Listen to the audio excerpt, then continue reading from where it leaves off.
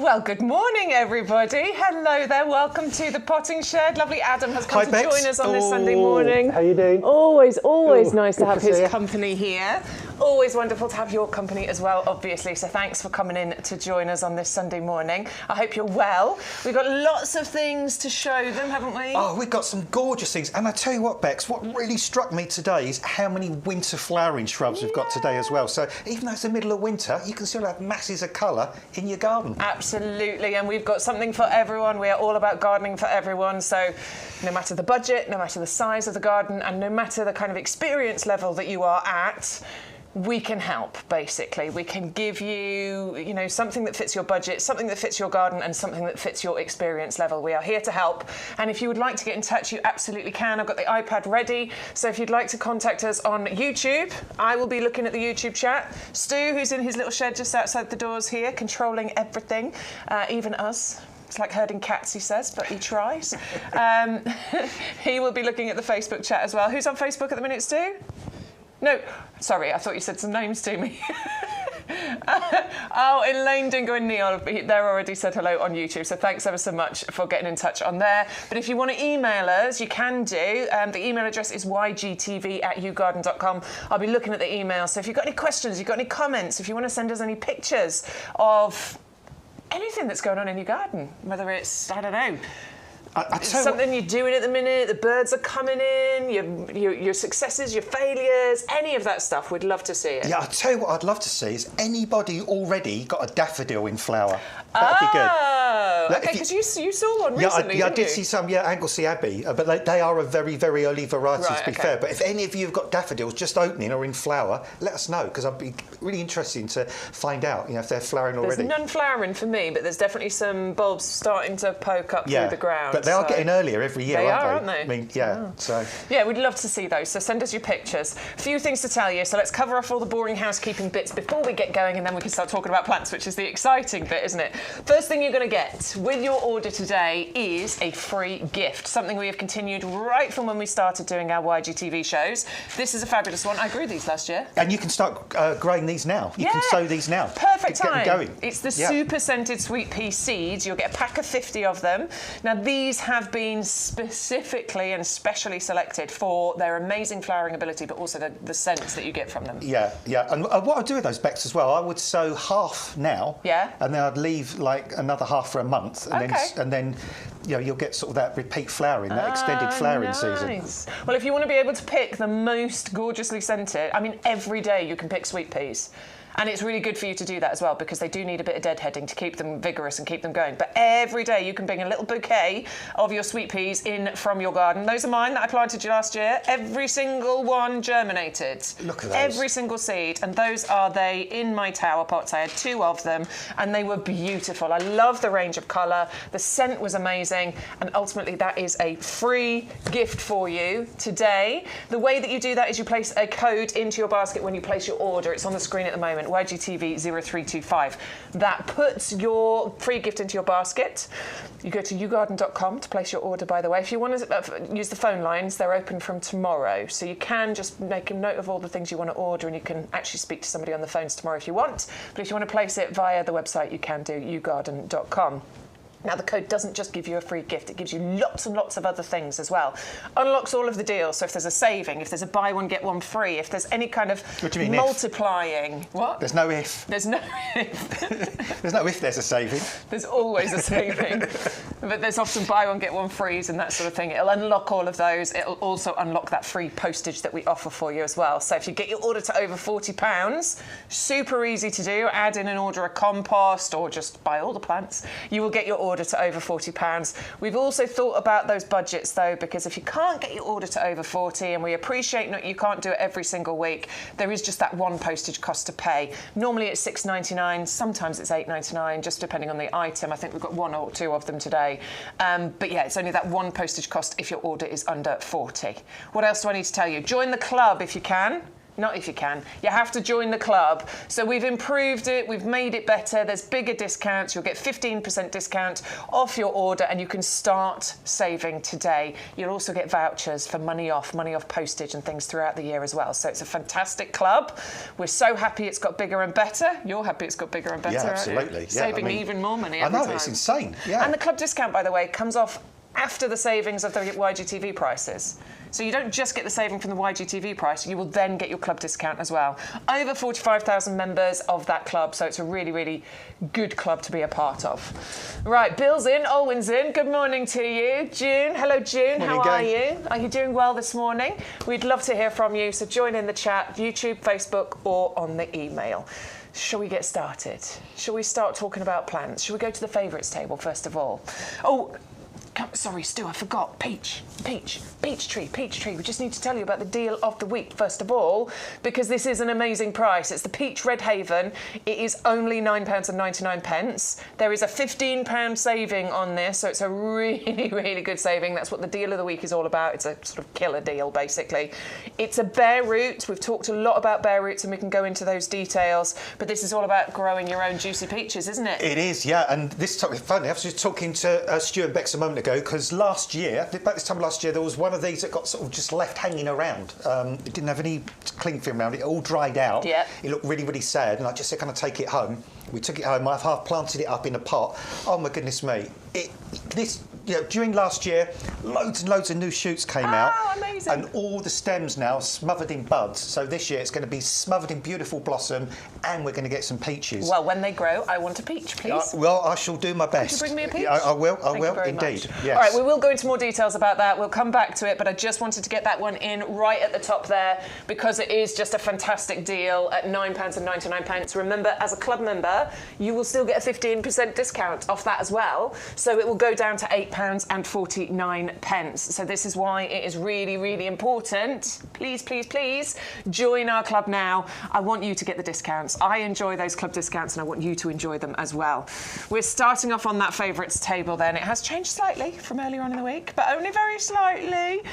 We do try our best to pick the winners of the week, but you basically vote for these with your purses and with your wallets. So whatever you buy the most of ends up on this favourites table. We're starting off with the winter clematis collection, and I adore this because we know clematis, don't we, for being a wonderful summer flowering. You know, it's amazing, quite vigorous, looks great, but then in the winter, there's pretty much nothing to look at. Well, you say that, but you look at those ones. What's the first thing you notice? I mean, we're middle of January. What is the first thing you notice, Bex, looking at those? These in the pots here.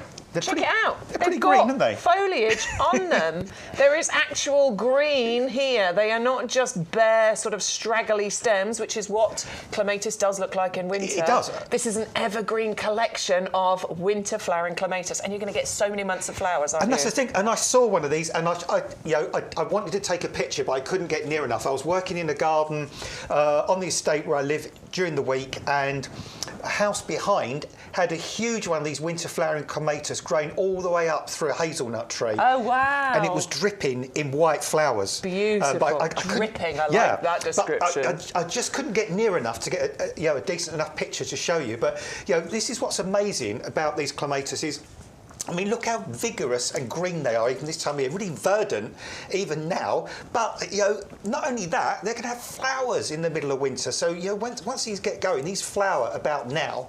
And you've got 3 fantastic varieties in here as well. So, you've got one that's got that beautiful, beautiful white with the sort of lime centre to it. Another that's a really gorgeous, creamy, bright colour. And another one, Freckles, which is probably my favourite of all the winter flowering clematis. It's got those lovely little kind of, little freckles, little pink freckles or speckles all over the flowers. Them, yeah, stunning. Beautiful. I mean, I love the white ones as well because I think they do add a touch of class, don't they? I've really sort of turned on to white flowers.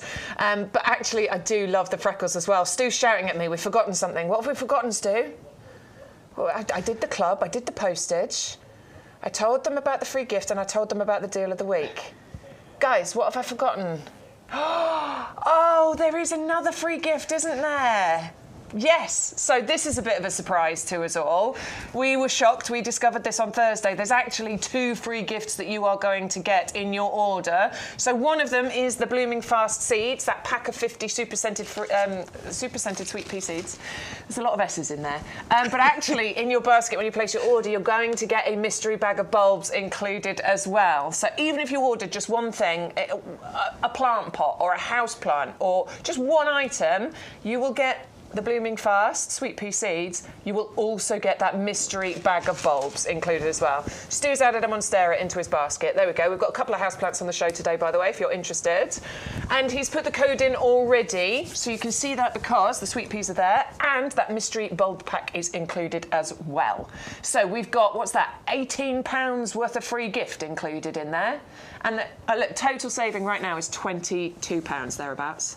That's amazing. You still pay postage on that order, but even still, that is amazing value, isn't it? That's kind of music to my ears, actually, because when we were sort of getting the show ready, I was saying to Stu, there's some crates of bulbs out there at the moment. Like, there's Rembrandt tulips, there's King Alfred daffodils, and I was just saying, oh, what's going to happen to all these? Yeah. You know, don't these go to waste? Absolutely. So it's fantastic to think they're just going to be given away, and all those beautiful bulbs are going to get homes and going to be flowering. I love it. I mean, look, there's a chance some of them might flower this year. I'm not going to guarantee it at all because obviously there's no reason, obviously, why they shouldn't. No, but there is no reason why they shouldn't. They might come up a little bit shorter. Yeah, or later. Or later, but actually, even if you don't get anything this year, you'll still get the joy of them next year anyway. So, I mean, I did it with lily bulbs one year, planted them way later than I was supposed to, and I got amazing lilies right at the end of the summer instead of earlier on in the summer. So, you know. Well, John, my partner, he, at the end of January last year, we found a big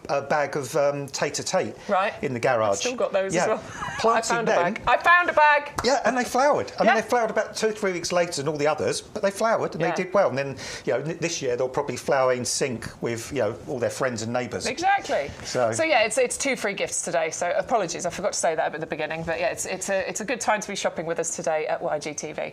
Okay, so the Winter Clematis collection, 3 of them, those beautiful varieties, the Wisley Cream, Early Sensation, and arguably the favourite, which is the Freckles one here. They are evergreen, so you'll have something to look at in winter. They are winter flowering as well. In fact, which one is it that's the longest flowering? Is it the Wisley? Sorry, the evergreen. I think this is the one that flowers like November through to May or something, the Freckles is the longest. Also, that has the RHS Award of Garden Merit. Yeah. So as does the Wisley Cream. So so 2 of them have got an Award of Garden Merit from the Royal Horticultural Society. Super easy. That tells you all you need to know about them, doesn't it? Really? These are super easy. Just plant them in a sunny position. Help them out with shaded roots because that's what clematis like, and you will have that joy for many years because they do last you for many years, don't they, clematis? £12 saving there, plus an extra 15% if you are in the in our discount club as well. £15 and 27 pence. 550 372 is the item number that you need for that one. One quick final thing on them. Oh, go on. They would do really well in a tower pot. Yeah, perfect. If you wanted to. I love the tower pot. We'll be talking about tower pots again soon. It's one of my favourite things we bring you at YouGarden. I've got 5 of them. 5 of them. Right, let's move on, shall we? Because this one is actually very special. We brought this one to you as a bare root last year, and we were amazed that we had the Rose of the Year for 2025 in 2024. They obviously award these things nice and early, so you get the full year. But yeah, this one is Rose of the Year 2025. It's not a bare root, it's a potted rose for you. And it is an absolute stunner. And the competition for Rose of the Year, because you used to work a lot in roses, didn't you? Yeah, I did. Yeah, my first job when I left school was working for a rose grower, which I loved. I did for about 1.5 years. And that was way back in the 80s. And I mean, goodness me, there's probably thousands of new roses that have been bred since then. Yeah. There's probably tens of thousands of different types of roses all across the planet. And it's amazing, how they keep coming up with these new varieties. And this one, again, I mean, this is an absolute stunner, this one. Look at the number of branches you've got on this one as well. I like that. The quality of that is absolutely phenomenal because, again, coming off. going back to sort of, when I first, left school and my first job, if we had roses like that and they just had just 2 stems, those we rejected, they just went off to a market and they were just sold off cheap at a market. Yeah.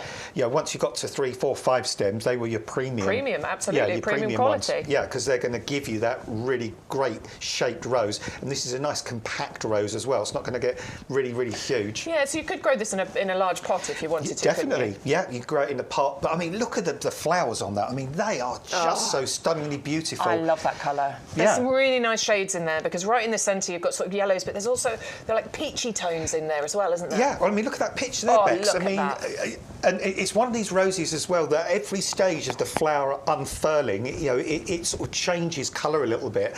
You know, I mean, when it opens up like that and you see the stamens, you've got the white in the centre there as well. So it really, really is absolutely beautiful. It's fragrant, which is good as well. And it's what's known as a hybrid tea rose. So I always liken those to your Valentine's Day type of roses. So a lovely straight stem with a large flower on top.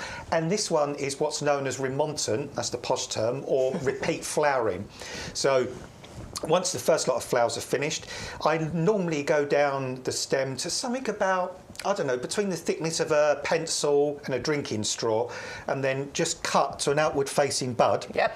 That will reshoot, and then within 3 or 4 weeks, that will give you another flower. So, you know, you can keep this flowering through the summer, but it is a real stunner. This is going to be a talking point, this rose. I do believe so as well, absolutely. And, you know, look, bare roots are fantastic, but it's nice and easy, isn't it, when you're planting a potted rose as well. And this one will be winging its way to you very, very soon. I know a few of you got it as the bare root. If you didn't get it as the bare root, maybe it's the potted version that is going to tempt you. We do have a saving on it as well, so we have taken a third off the price. We've taken £10 off there and still that 15% discount for being a club member as well. So maybe a really good time to join the club if you're not already. 531185 is the item number if you'd like to go for the rose. You're my everything.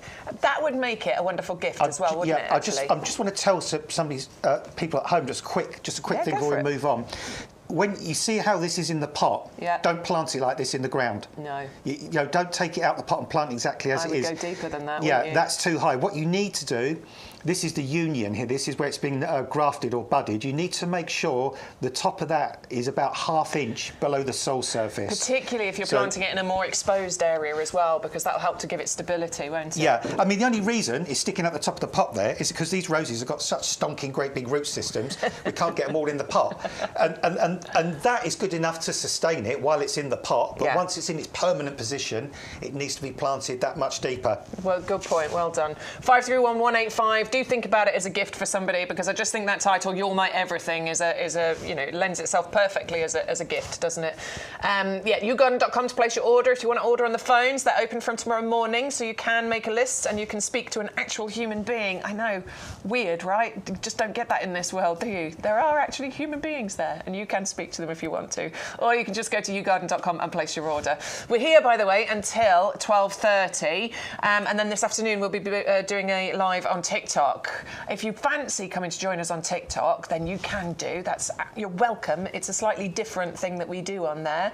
It hasn't closed in the UK. You might be hearing that on the news. That's the US. We're still fine. We're still doing it. So you can come and join us on there. We'll be live from about 1:30 till 3:30 this afternoon. And if you're wondering where is Sean Ryan, he is at QVC today. He's on at 12 o'clock, so please stick around with us until 12, but then you can go and join him on there. We have different offers, different deals, so there won't be any repeating of anything. So you're welcome to stay with us or go and join Sean. It's entirely up to you. We'll give you the option. Well, you do get 2 for the price of 1 here. You do get 2 for the price of 1. Absolutely. Right, let's move on, shall we? Because this is, I love this one. So I'm a big fan of Forsythia. I'm a big fan of the yellow Forsythia. I think it's a fantastic plant, particularly in winter, because it gives you the lovely winter flowers in probably the worst month, because right at the end of sort of February, that's when it starts, isn't it? It does, and February is a tough month. That's a really tricky month, isn't it? Particularly in gardening terms. Yeah. I think, you know, you get a few little bits and pieces, but it's still pretty grey and horrible. Yeah, I mean, you get the odd hellebore starting to flower and the odd spring bulb, but yeah, it's not a riot of colour still, is it, at that time of year? But I am just so chuffed to see this Abeliophyllum distichum on our show, because this is such a rare and unusual shrub. I've been self-employed for 37, 38 years. No, you don't look old enough. I've only ever planted one of these. Really? Yeah, only ever planted one. and I've always found them really difficult to get hold of. Wow, okay. And I can remember exactly where I planted this particular one as well. So, you know, when you're buying one of these, you're buying a shrub that is really special, really different, really unusual. I mean, you know, I would confidently offer you £10,000, Bex, to walk around your town and try and find one of these in somebody's garden. Do you know, I cannot remember seeing them. No, I see the yellow forsythia all over the place, and it is beautiful, and I'm a big fan, and I will be planting it in my next garden. I can't recall seeing a white one. And I do not understand why, because this plant originates from Korea, in that part of the world, so it's used to fiercely cold winters, bitterly cold winters. It's crazy hardy, this plant. It's really easy to grow. It's not in any way demanding, and it's smothered in these absolutely beautiful white fragranced flowers. Am I right in thinking though that this one is a little bit more compact than traditional massive yellow forsythia? Yeah, like we do a miniature yellow forsythia, and this one stays a little bit shorter as well. It's not, you know, it's not exactly a yellow. It's related. Exactly. So this one has more of a kind of a lower sort of scrambling kind of habit, really. If you sort of think about the way the honeyberry grows, if you've grown the honeyberry, it kind of has a similar growth sort of pattern to that.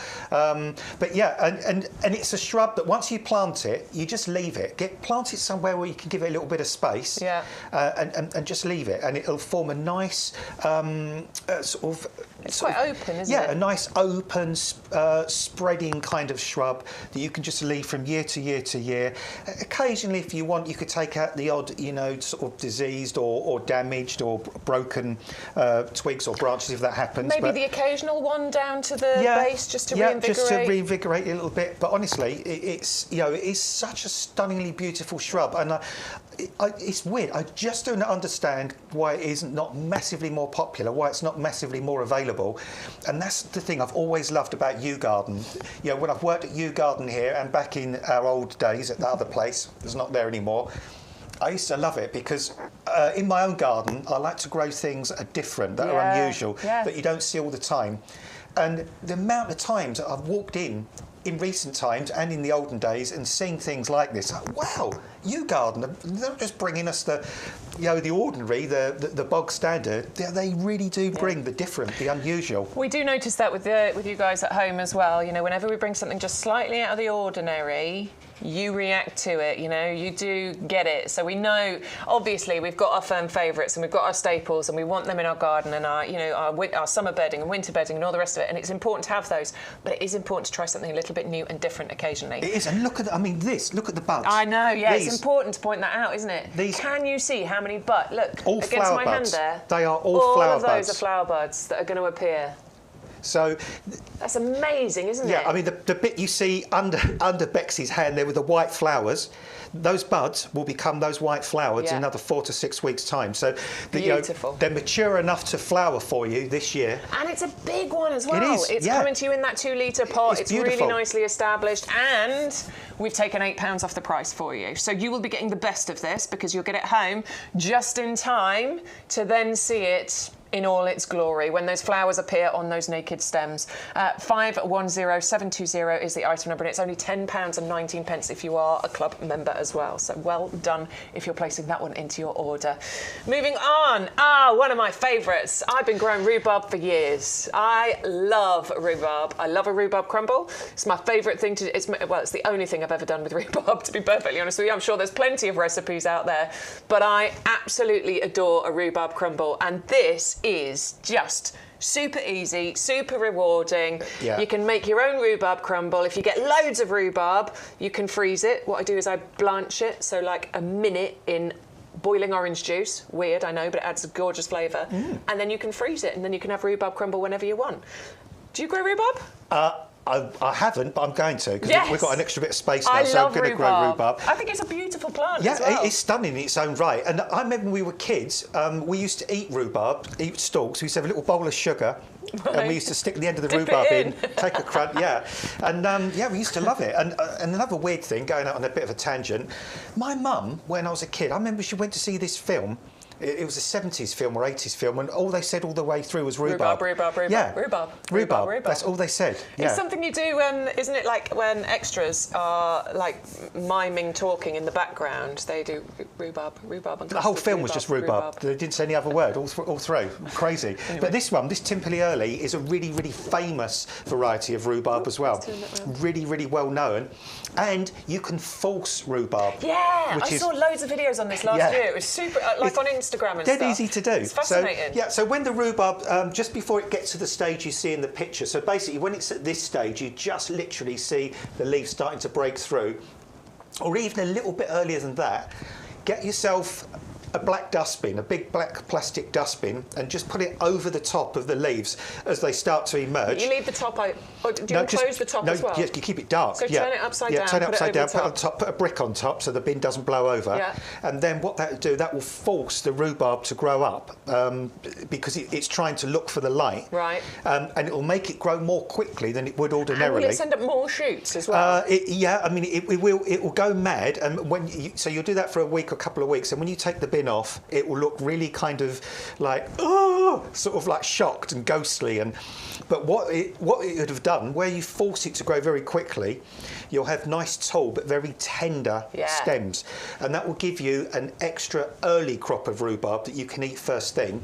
But you can only do that about once, because you don't want after then it's natural growth. Yeah, you don't want to keep forcing it, otherwise you'll weaken the plant. So enjoy your first rhubarb by forcing it. You don't have to do that if you don't want to, but a lot of people do. Back in the olden days, the Victorians, they used to have forcing pots made out of terracotta. That they used to have an opening in the top. They'd put straw in, and then the rhubarb would grow up and sort of push the straw out the top, and then you could pick the stems. But thereafter, just let it grow normally, and then just harvest the stems. Don't take too many in the first year. Yeah, that's the important bit. Yeah, in the first year, just take 2 or 3. Don't go mad on it. Oh, my voice has gone It needs croaky. to establish a little bit, basically. Yeah, if you pick it too early, you'll set it back. Whereas if you let it establish in the first year, that means you'll get bigger crops, earlier on, sort of from year 2 and 3 onwards. I did make that mistake. I'm just going to grab some water bags. You go ahead. Yeah, I did make that mistake myself, unfortunately. It did just take a couple of years to recover. So I've learnt from my mistake, and now I get beautiful rhubarb, and I pick multiple times. So really, my first crop of rhubarb, I probably pick it from about April or May, I think, is when I get my first one, but then constantly throughout the summer I can go out and pick more and more and more. So it's a beautiful plant, super easy, massive great big leaves and foliage, and it's just, if you are brand new to gardening, plant a rhubarb, honestly, because it's so easy. Nice and sunny, keep it well watered are the 2 tips I'll give you, and it's not fussy about soil type at all. 310072 is the item number if you'd like to go for that. It is 17... Oh, hang on, sorry. I've got the rosemary details on. 8.49 if you're in the club. He's trying to move me on. Rosemary is the next one, and this is Miss Jessup's Upright. Another plant I've got in my garden, and I flipping love rosemary. It's one of my favourite herbs to use, and again, a beautiful plant to have. Yeah, well, it kind of crosses 2 boundaries, really, because not only is it a herb, obviously that's what it is, but also it's a stunning shrub. It is. In its own right. Yeah. So you were saying the other week, Bex, that there's a bit of a tendency now to mix things in the garden. You remember back in the past we was very strict, wasn't we, about always having fruit or vegetables growing kind of fruit or vegetables kind of grown. Stew, by the way. Grown in one part of the garden, or it's a dancing rosemary. Dancing rosemary. It's a strictly rosemary. Yeah. But I mean, years ago we were quite strict, weren't we? Like you grew fruit in one part of the garden, you grew vegetables somewhere else. But now we sort of mix things up a bit. So there's no reason why you can't. Oh, doesn't that smell good? I've just smelled that. It smells so good. There's no reason why you can't grow this rosemary in the shrub border with all the other shrubs. Yeah, because, I do. That's where I grow it. Well, the first thing is it's evergreen, so even this time it looks fantastic. So it does. When some of the other shrubs, for instance, have lost all their leaves, you've still got the gorgeous sort of greenery of the rosemary. It flowers like crazy. And it flowers for a really long time, this one. And also it has that weird habit that we mention about shrubs quite often, that sometimes it will throw out the odd flower at a particularly different time of year when you're not expecting it to. It's as tough as old boots. It's super drought tolerant. Yeah. And obviously you can pick the leaves and use them in cooking. Yeah, I love it. I mean, it's brilliant. Drought tolerant, you know, doesn't really need a huge amount of watering at all. Nice sunny spot, loads of flowers. Pollinators love those flowers. Yeah, makes a great hedge. Makes a wonderful hedge, actually. Hedge. And if you trim it, and this is my key here, my tip here, it's a bit like lavender for me. Trim it, because then you'll keep it nice and dense looking. If you don't trim it, it'll go a bit leggy and gappy, like lavender will if you allow it to grow. So, you know, occasional haircut with your shears, just go around, give it a little snip back, and that'll help to keep it really nice and dense. And if you want to create a beautiful border or a hedge with it, you can do very, very easily. It does come as a pack of 3, and we have taken £17 off the price here. Stu's just saying we haven't got a massive stock of these. We'll get it back, obviously, but right now, not a massive stock. So if you are thinking about getting some rosemary, perhaps now is the time to place that in your basket. 750063 is the item number. Smells so good. Use the offer code to get the discount, and also join the club to get even more of a discount. What do you think of when you smell that? I just think of it's Sunday dinner. It's, you know, crispy roast chicken. Oh, crispy chicken skin. Oh, I do love the crispy skin. roasts. Whoa, gorgeous. No one else in my family will eat it, so I'm so happy about that. Whenever I cook a chicken, I get the whole lot. I'm like, in the kitchen. Yeah, I love it. I love the crispy skin as well. So we're going here, aren't we? Yeah, in the middle. Yeah. I was just thinking you could do something, because people experiment these days as well. I'm just wondering, do you think you could have like rosemary with rhubarb? Ooh. That might work. It could be. I bet somebody's done it. Rosemary and rhubarb. I think that could. Another thing I've used rosemary stalks for, and here's something for your summer barbecues. When these have got going and they're nice and big, get a big stem of that. Actually, pull the rosemary stems off, so you're left with the twiggy bit in the centre. Yeah. Use it as a kebab skewer. Whoa. And then, soak them a little bit first. Yeah. And then you can use them as your kebab skewer, and it just infuses the meat from the centre. It's amazing, honestly. It's really good. That's brilliant, Bex. And Stu's telling us that rosemary rhubarb is apparently a cocktail. Oh, there you go. I didn't know that. It's clearly a flavour combo that works. Yeah, give it a go. Right, let's move on, shall we? We've got some more things to show you. We've only just started. We've still got all these things over here. We've got loads of others to show you, but we have got some deals on some pots to bring you. So which one do you want to do first, Stu? He wants yours. I like this. This is the Durham planter. Now, we have actually done a nice family of Durham planters. You've probably seen a few of them. We've got big ones, we've got little ones. These are the 35 centimetre or 14-inch diameter, but I quite like these because they're slightly deeper. Well, I love and that works for me if you're planting, lots of different things, but particularly if you've got any of our standards, because I do find that the standards need to be in a slightly deeper pot to help stop them blow over. Well, I tell you what, I'm going to plonk that one down there. Yeah. And I'm going to be very, very carefully bring this lime over, because why not? I think this beautiful. This one's still here. We thought this one would go because we don't have masses of these. That's quite heavy. That's heavier than I thought it was going to be. I love this. We're going to come to it later on. But yeah, that would work perfectly, wouldn't it? That looks really nice in there. So you've got a little standard in there. But I like that. That looks fantastic, doesn't it? And the good thing, not just for these things, you could plant so many different things in here. The lavender could go in here quite happily. The Daphne. Little Daphne would go in there quite there's so well. Many things. Yeah. You could put bulbs in here. It's entirely up to you. But the great thing that we've got here is that it's a buy one, a get one, absolutely free. So what you do is you put one in your basket, you enter the code YGTV0325, and this one will just magically appear into your basket. They're a fantastic size. They've got the drainage holes, and they're rigid, and that's what I like. Yeah. Really, these aren't flimsy. These are really lovely, rigid, strong pots. And it's like we always say, you don't see those joins anymore. But in the olden days, you saw the joins. You knew it was plastic in the olden days because you had that join.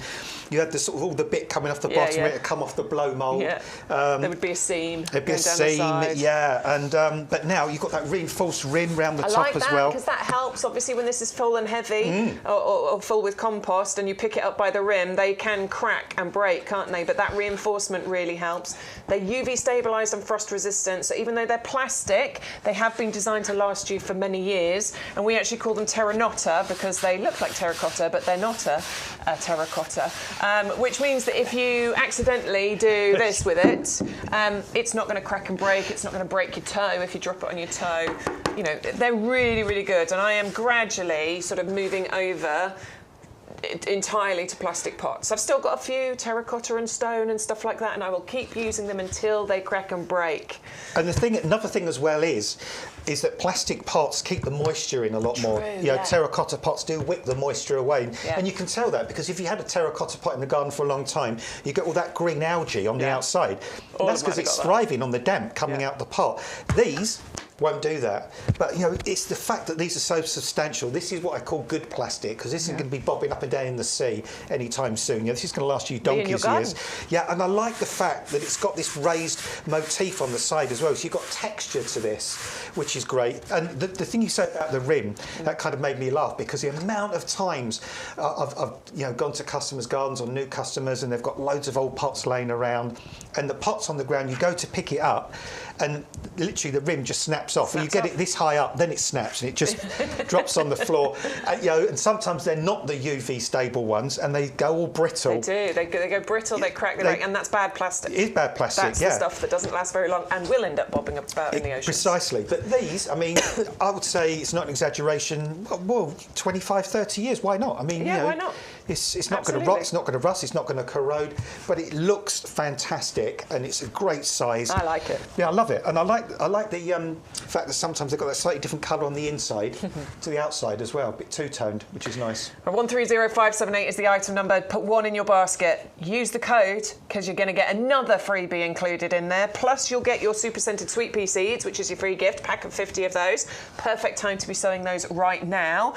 And we've added another free gift into the basket as well, which is a mystery bag of bulbs. So you could be buying your Durham planter, buy one, get one free. So you'll get one of those, you'll get a free one, you'll get a free bag of bulbs, and you'll get free super scented sweet peas, all for £12.74 if you're in the club.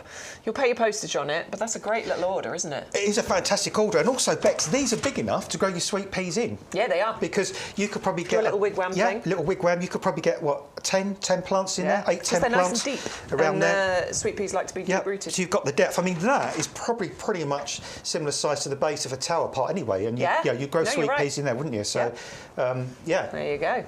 We've got some more pots for you. This one is the butterscotch laurel, isn't it? Yes. Love the design on these. Should try that one again with a lime as well. I'll pop that down and pop that I really like this kind of laurel design, this lovely soft pattern that you've got on the outside. And then you've got that kind of... it's not a solid colour, is it? There's a lovely sort of graduation to the colour going around there as well. But yeah, the brushed look, the aged look. We've still got the reinforcement underneath. We've still got the drainage holes in the bottom, slightly raised as well, so the channels there where water can come out of. It's a fantastic little pot, honestly. It's another buy one, get one free here as well.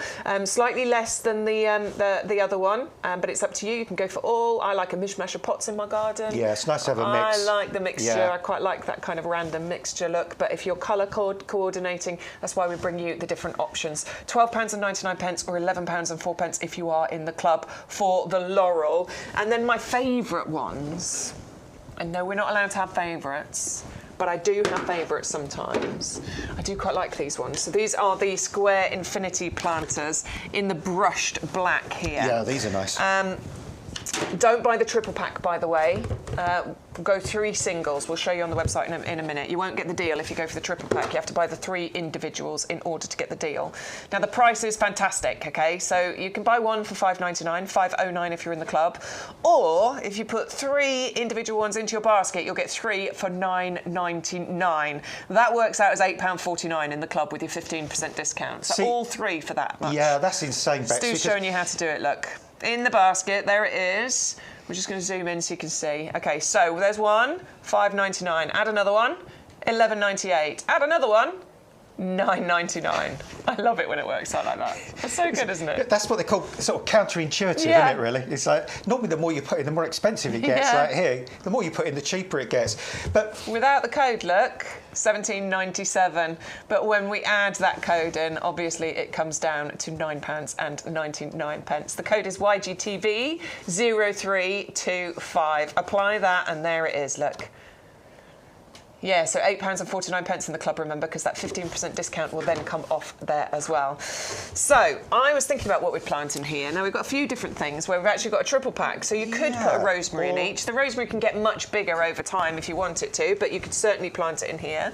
Daphne. Your Daphne could go in here. We've got a collection of heather coming up. Again, they can spread much bigger, but the heathers, you could start them off in these pots quite happily.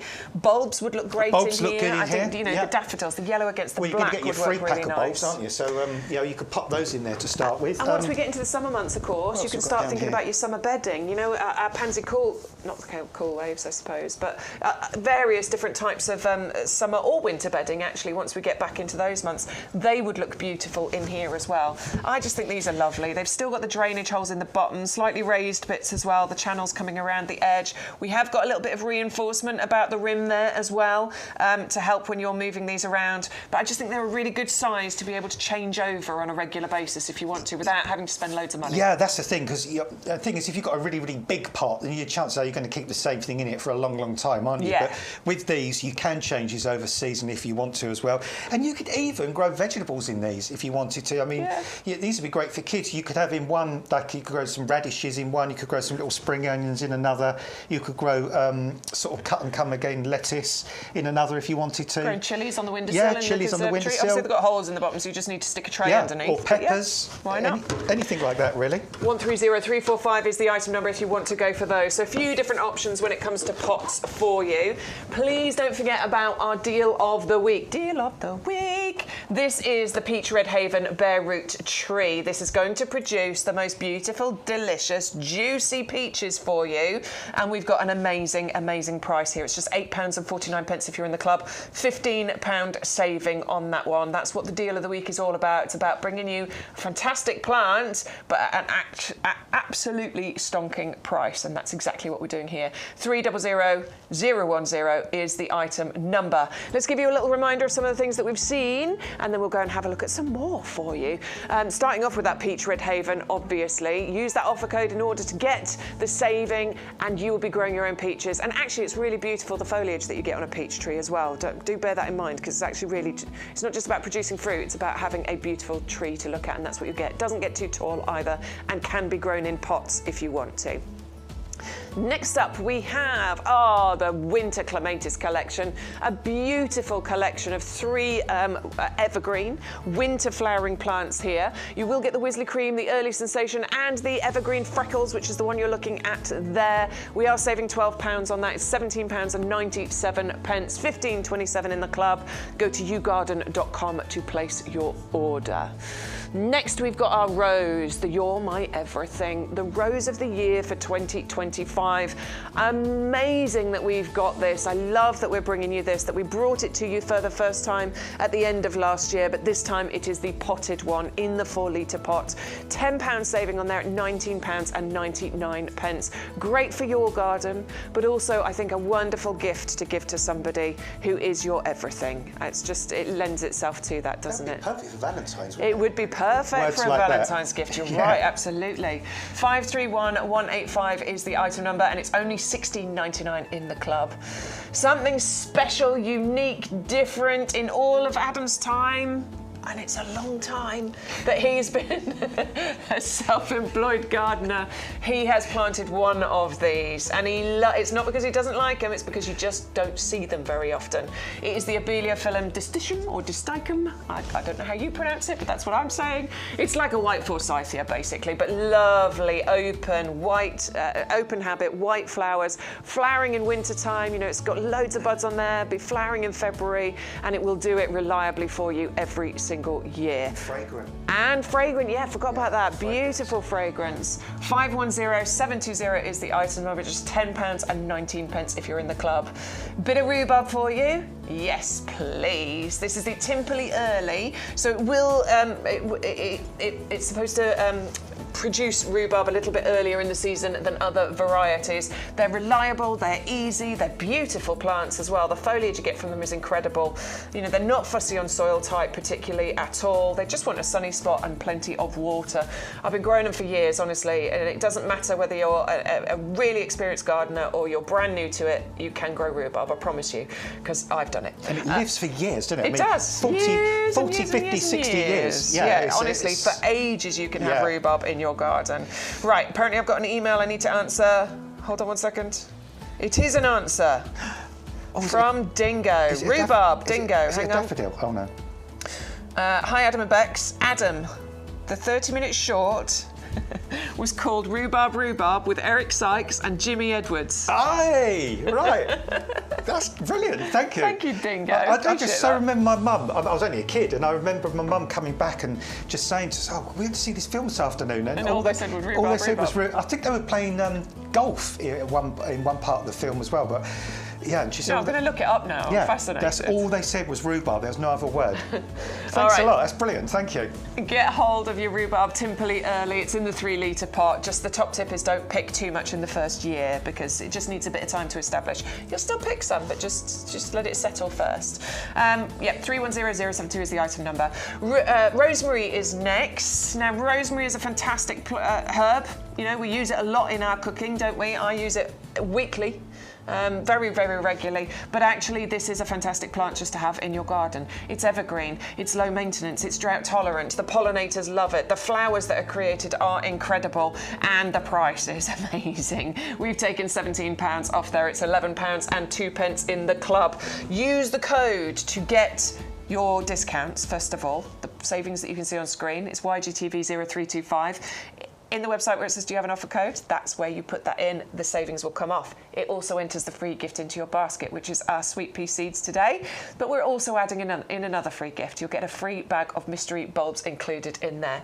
But if you want more savings, yes, please, take a look at this.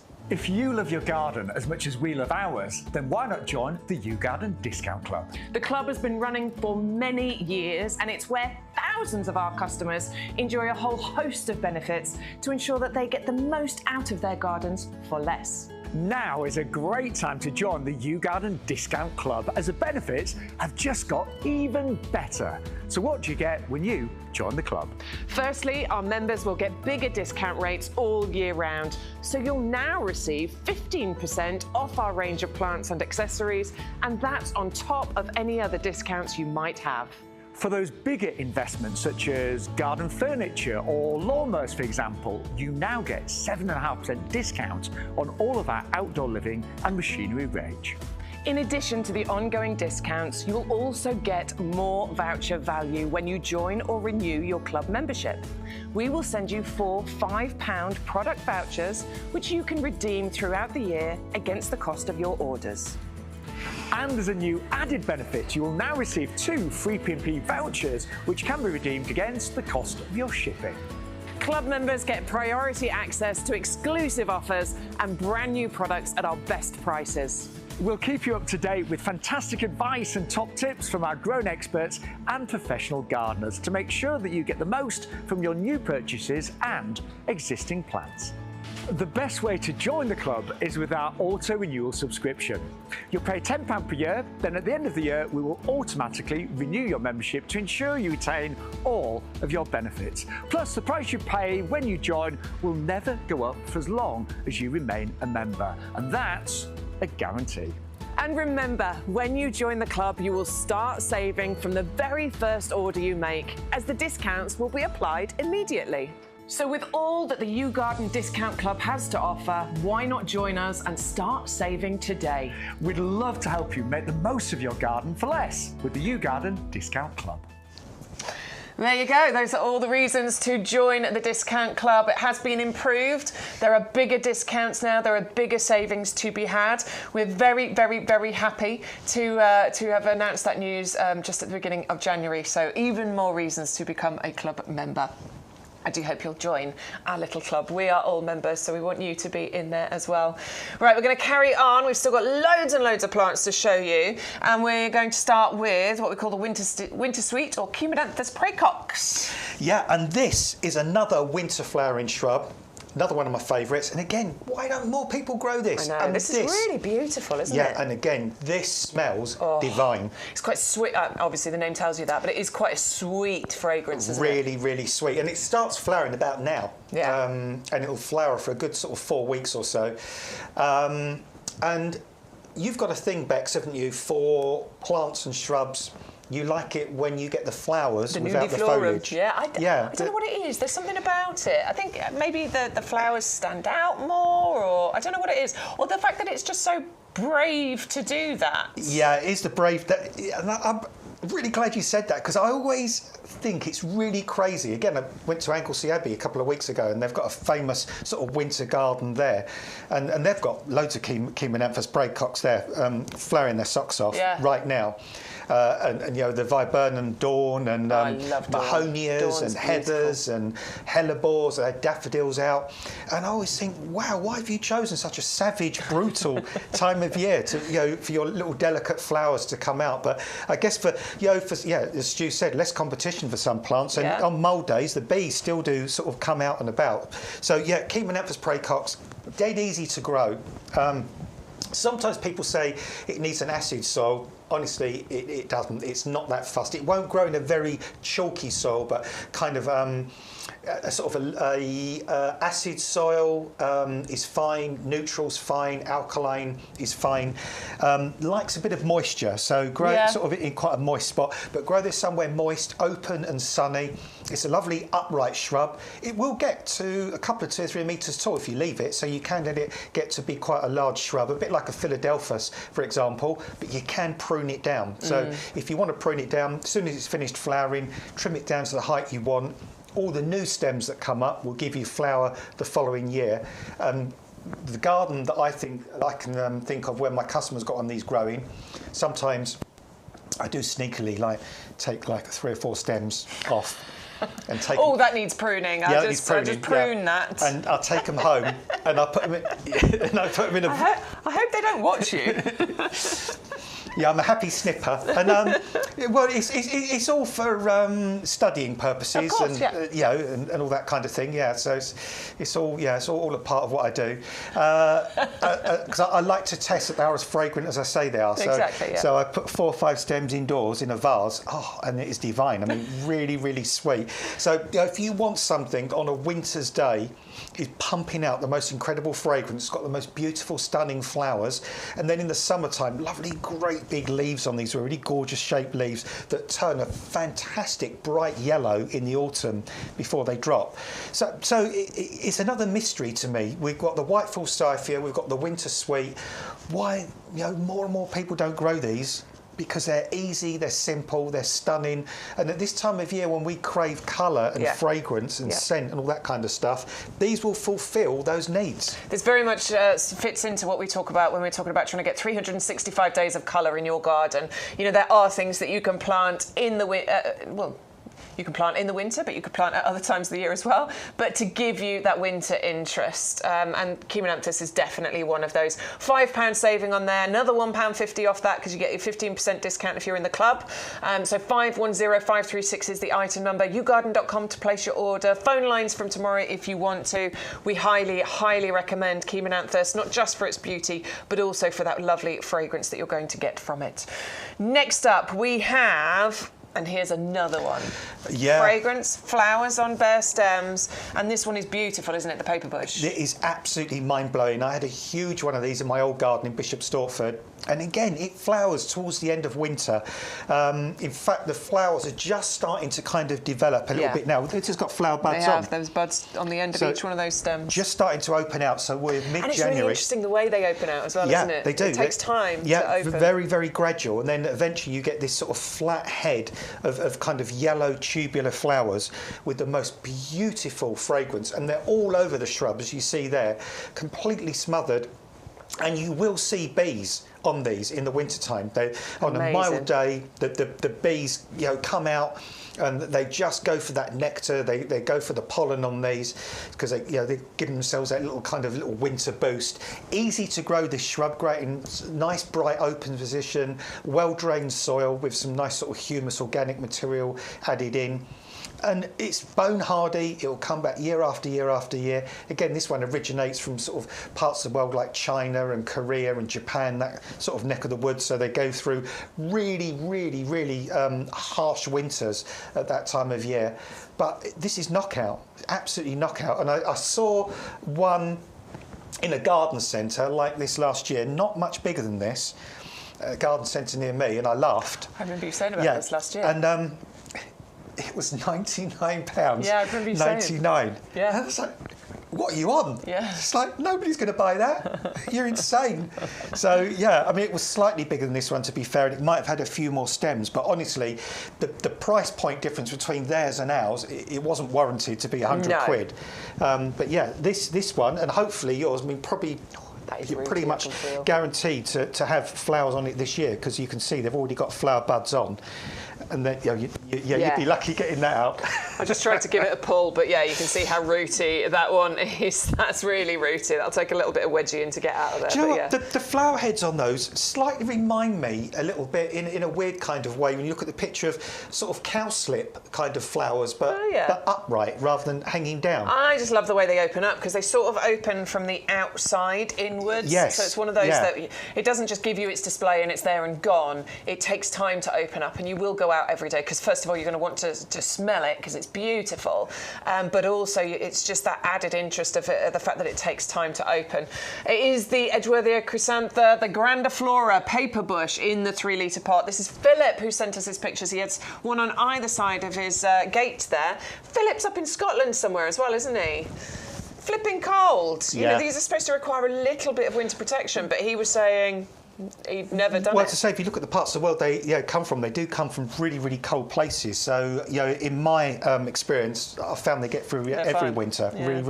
Really tough plants. Well, there you go. 5 to 1, 366 is the item number. £19.54 if you are in the club. Now, if you're planting anything at the moment, which you probably are starting to do, then you are going to need some compost. We have reached the time of year when we need to stock up on our compost. And we have the best compost. This is our premium professional compost. It is the compost that we use here at the nursery. It's the compost that we all choose to use in our gardens as well. If there were and homes, yes, you're right, Stu. I have repotted all of my houseplants in this as well. And it is the compost we choose to use at the nursery. If there were a better one, we would definitely be using it. I promise you of that. We would be using it. But this is the one that we choose to use because it's the best. Yeah, and also we've got a bit of a thing today as well, because what I'm thinking, Bex, is your little sort of tip and trick that we do as well. Yeah. Because our free gift today is sweet pea seeds, and this compost would be brilliant for getting your sweet peas started. I started my sweet peas off in this last year. Every single one of them germinated, every single one of them grew and flowered for me. So yeah, it's brilliant because of that texture. Light, airy, open, no great big lumps and chunks. That little seed can easily break through upwards and downwards, obviously with its roots as well. That's the thing, the roots are going to get down, aren't they? I mean, the first thing to say about this is a massively peat-reduced compost, and we were reducing the peat content in our compost long before everyone else was doing that. But where we've taken the peat away, we've added something else instead. We've added that composted wood fibre, and that's really, really good because it does lots and lots of things. But the 3 things I like to point out the most is it creates fantastic drainage. So you've got that composted wood fibre creating the great drainage, but also that remaining peat element holding on to some of the moisture as well. Perfect balance there. A compost isn't too wet, isn't too dry. It allows the air to get down to the roots as well, because although roots grow underground, they still need oxygen, which is really, really important. And as Bex just said as well, if you're taking cuttings, if you're sowing seeds, anything like that, I mean, sweet pea seeds are quite big. Yeah. They can look after themselves. But sometimes you open a pack of seed and you can barely see it. I mean, it's like dust, isn't it? Little tiny things. Sometimes you need like a pair of tweezers or a little cocktail stick in order to be able to do your job of sowing those seeds. Yeah, and if you imagine you're that seed and you're dropped into a compost that's really hard, really claggy, it sort of goes solid when you water it, it's going to be difficult for that seed to germinate and grow. In this, the seeds can get established very, very quickly. They can get their roots down into this really, really easily. Then once they've got their roots down into it, well, there's another treat for them in this compost as well, because it's not just about getting the plant started. There's feed in this, there's a fertiliser, there's little beads in this that you'll see that will feed your plant for up to 6 months, which is fantastic as well. And also, because you don't want your plants to dry out, there's a wetting agent in this compost. That means your compost becomes what's called hydrophilic. It likes water. It wants to absorb the water. We've all been there with some of the inferior composts when they dry out in the summertime and you try and water them, water runs straight off, doesn't it? Like water off a duck's back, all over the floor, all over you. This compost is much, much more likely to soak that moisture in and rehydrate your plants. It's pH balanced as well, so it's not too alkaline, it's not too acid. And finally, as Stuart, a producer, always says, the value is in the bag, not on the bag, because it comes in these plain white bags. Yeah, and it comes boxed as well, by the way, so easy to stack and store, delivered direct to your house with no postage cost included on there, a free gift as well. If you want multiples of your free gift, bear in mind there's 2 free gifts in actual fact, because you're going to get a mystery bag of bulbs included. So for example, if you're going for 300 litres of your compost, just do that in 3 separate orders, or do 2 in separate orders to get multiples of your free gift, and use the 3rd lot to get your other order to over £40, and then you're winning all round, aren't you? We try and give you all the options so you know where the best savings are. Do you just play with your basket, you know, to make it work for you? It's the best rated product and has been since we started selling it here at YouGarden for many, many years in actual fact. Great product, nice and safe for all plants and seeds. Arrived quickly, well packaged soil, no large twigs or branches in the bag, just really nice soil. We'll buy again. Yeah, isn't it strange we have to say that? Like, because actually really. You're used to buying rubbish bags of compost and having to pick out sticks and twigs. I've even found compost with baler's twine in, you know, the orangey baler's twine. I've even found that. You find all sorts of bits, don't you? Excellent compost, been using this for a few years, and honestly we get pages and pages and pages of reviews, you know, 5-star rated. Once you've used it, you won't go back. That's the thing. It's very much a try it, you'll love it kind of thing. I used to think it didn't matter, use any compost, it, you know, don't make that much difference. Of course I was wrong. Absolutely. It's the vitamin pill that your plants have been dying for, basically. Not dying for. You know what I mean. That they have been living for. It's what they want. Right, let's move on, shall we? A lot of you already know about that compost, but if you're new, honestly, try it. It's amazing. Let's start off with the one that really sort of tickled my fancy when I was looking at the show plan this week. This is the citrus pink caviar lime, and I think this is different, unusual, interesting.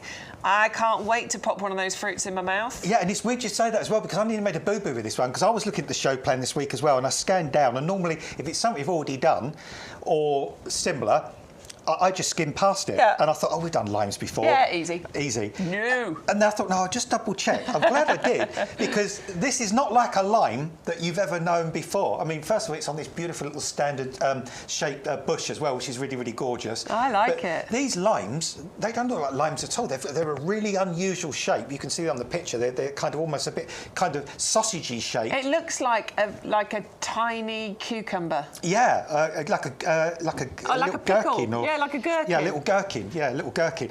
But you've got this fabulous flower on there. That's going to be really sweetly scented, because all of the, you know, all the, like the lemons, the oranges, they all have that citrus fruit, have those wonderful fragrance flowers. But then look at the fruit. So you leave these till quite late summer, early autumn, and then you just pop out the centres of these and get these really sweet, delicious fruit, little fruitlets, yeah, if you so like. they're supposed to be a bit of a mixture between like lime and grapefruit, aren't they? The flavour of them. But it's not just about a taste sensation, it's about a kind of texture sensation as well, because they're like little beads of caviar and they just sort of burst in your mouth. Yeah, they do. Yeah, so it's almost like there's super minute mini limes within the actual lime skin itself. I like it. Each with their own little pop of fragrance. Interesting, isn't it? It's almost kind of like a pomegranate kind of effect, isn't it? Where you've got the individual little bits that all give their flavour. They turn pink when they're ready to pick. So they're sort of a sort of dark green or black colour, and then they will turn that lovely pink colour when they're ripe enough. Yeah, and that's kind of late summertime is when we kind of late summer, early autumn is when you normally say, you know, they're going to be ripe. This plant is self-fertile as well. So, Good. you know, sometimes you might worry about something that's a bit unusual being pollinated. This is self-fertile, so no problem at all. It will go down to about -5, but we recommend, you know, giving it some winter protection if you can, just to. It's worth it because you just don't want to risk it, do you? Yeah, and some, you know, a nice little sort of squat, like, you know, compact little plant like that. That's easy to keep on a windowsill somewhere. It's super simple. Yeah, no,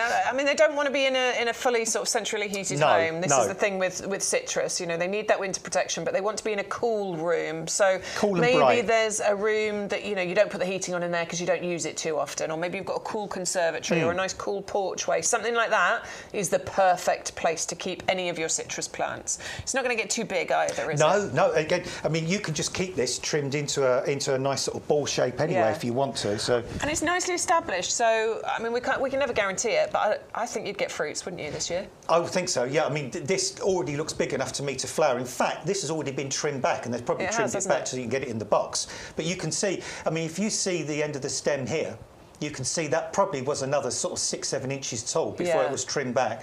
So, you know, that's going to grow back very, very well this year. And then you can just leave that to fruit. So this will be a real talking point. So, you know, just to recap on this, you've got evergreen, you've got beautiful, really sweetly scented flowers, and then you've got these really unusual different fruits. And it would be good fun. What I would like to do is harvest some of these fruits and then just give them to some friends and family and say, what are you going to do with that then? What do you think you do with this? I'm tempted with it. I did say on Thursday if there was any left I was going to buy them. So I'm going to wait until after the show today. There is literally only a handful. If there are any left, I'm really tempted with this because it's something just a bit different. So I'll give you the chance first to get hold of yours, and then if there's any left, I might have a little go. Stu is saying there might not be, but I'll leave it to the customers first, and then if there's any left, I might. Oh, really? There's 3. There's 3 left. If you want it, you need to get it. I don't know if it's going to come back. I have no idea. Right, 680325 is the item number if you would like to go for that one. It's 2804 if you are in the club because you get that 15% discount. Next up, we've got the Peony collection. Now, you can't go wrong with a peony. It doesn't matter who you are, how much of a gardener you are, you can grow a peony. They come to you as bare roots and they're super simple. Yeah, and there's 3 in the collection here as well. So you're going to get a gorgeous pure white one, you're going to get a pinky coloured one, and you're going to get a red coloured variety as well. And the thing with peonies is they will last 50, 60, 70 years. Yeah. They so long lived. They'll do well in shade. I mean, in my garden, I grew some peonies on a north-facing border. They flowered very well. They'll do well in a sunny position. They do well under trees and things like that as well, as long as it's not too dark. Nice. But the main thing to do with a peony is never plant them too deep. Always plant them really, really shallow. Yeah, and try not to move them either. They don't like disturbance. Don't like disturbance. Try and pick your position, otherwise they'll sulk for a year. Yeah, like pick that position, keep them in that position. But when you first plant them just below the soil surface, just a couple of inches. If you plant them too deep, you'll only ever get foliage and not flower. But other than that, peonies are easy, they're reliable, they're pretty much disease resistant. They come back year after year after year. They'll give you a good 3 or 4 weeks worth of flowering.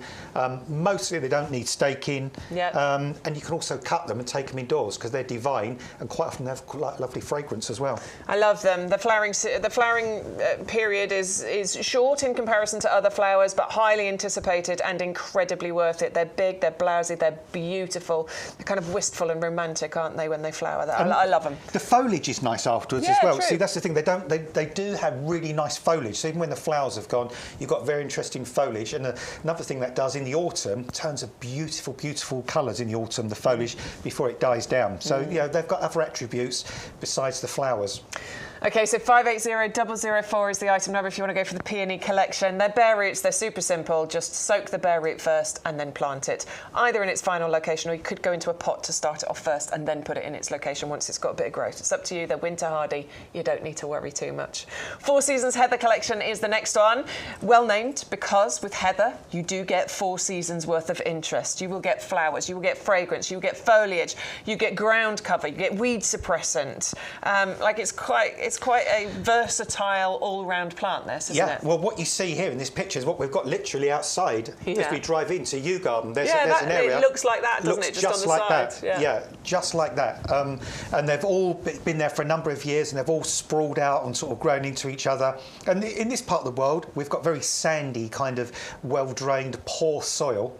And they do well on poor soil. So if you've got an area of garden or somewhere that's got stony soil, gravelly soil, just soil that other things struggle to grow in because it hasn't got any heart or substance to it. Heathers love growing in that kind of soil.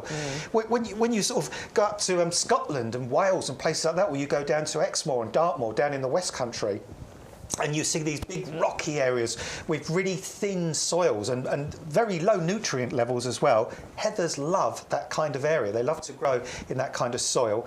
They do generally prefer an acid soil, so we like to be honest about these things. If in your garden at home at the moment you've got rhodies and azaleas and stuff growing quite happily, well, you can plant these straight into the soil. But if you haven't, you can grow these in pots if you want to. But you can also grow them in the soil in alkaline gardens. But I would add some ericaceous compost when you plant them. Yeah. And you can get a lot of really good liquid feeds these days for ericaceous plants that if you just water them with that periodically, that will give them what they need. And that will sustain them, even though the soil itself isn't where they would normally grow, long term. 511 622 is the item number. It's a great deal actually, because if you're in the club, you're getting all three of those for £6.77. So £2.30, 25 each. That's really good for that. So go to yougarden.com to place your order, or if you want to place your order on the phone lines, you can phone up tomorrow when the phone lines are open. £6.77 in the club. You'll still get your free gifts. Excuse me, because you'll get your super scented sweet peas, 50 of them. And you're going to get a mystery bag of bulbs included in your order as well. Make sure you use the code. There's only 2 of the caviar limes left. Get it if you can. If you fancy it, there literally is only 2 left. If there is any left at the end, I'm going to buy it. But yeah, just 2 remaining if you want to grab yours. Next up, we are going to move on to our... That's mine there, in my own garden. Hang on, what we're going to do is we're going to show this. Oh, you're very technical. I'm just going to mirror with Apple TV. We're in. Hopefully it's showing now, Stu. Hang on, I'm going back to the beginning. There. That's me. That's mine in my garden. Adam's Daphne. And He's I've obviously got, talking to us, but we're just looking at the and pictures. I've got a witch hazel behind as well, and we've got a witch hazel for you today. But this is my Daphne. I've had this in for 3 or 4 years, and it's flowering its socks off at the moment. Honestly, I made this video, I think yesterday or the day before.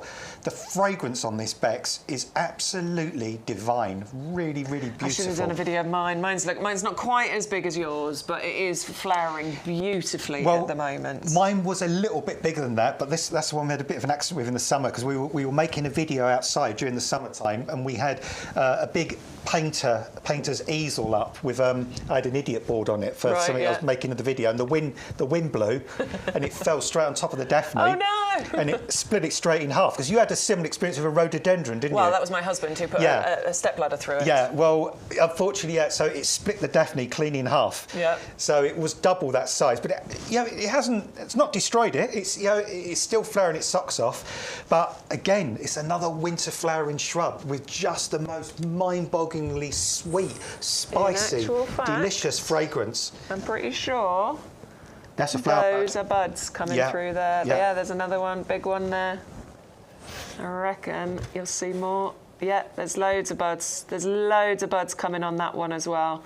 So that one is going to flower for you now. Mine started a good few weeks ago, in actual fact. Mine was sort of right at the beginning. I mean, it might even have been in December, to be honest with you. Mine was flowering. Mine started probably about 2 or 3 weeks ago. Yeah. Is yours in quite a sunny position? No, mine's in actually quite a shady position, to be honest with you. Yeah, mine's in the border on that side, so it doesn't get much at all until, I mean, in the winter, not much at all, but in the summertime, it'll get a decent amount of flowering, sunshine from about 2 or 3 o'clock in the afternoon. Yeah. And it seems very, very happy.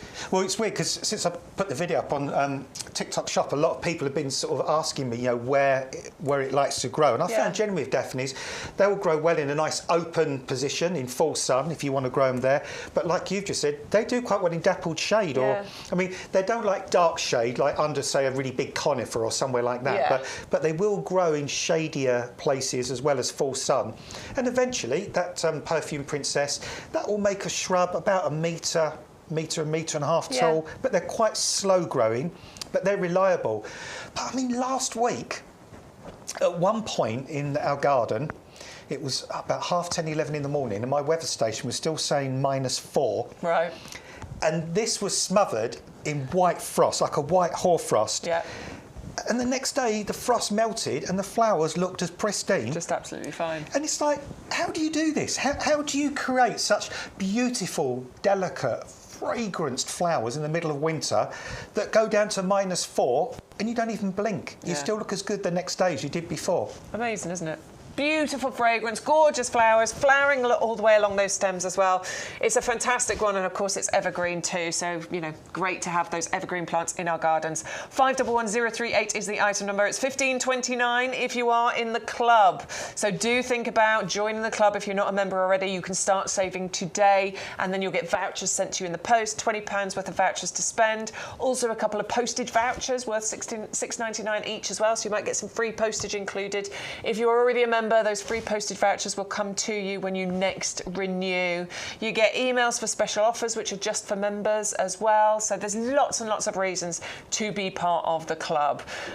Watching YouGarden TV as well and being a member of the club genuinely is the best combination to get the best deals for you and your garden. Hopefully, we add a little bit to it as well. You might not be interested in us at all. You might just want the deals, and that's absolutely fine. But if we can help you in any way, we absolutely will.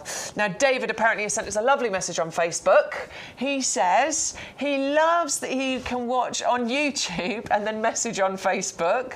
You can do whatever you like. You can watch on Facebook, YouTube, or via the YouGarden website. You can watch us on your big telly as well. If you've got a smart telly that's got all the apps where you watch iPlayer or Netflix or anything, there'll be a YouTube app. So you can literally just go in, type YouGarden.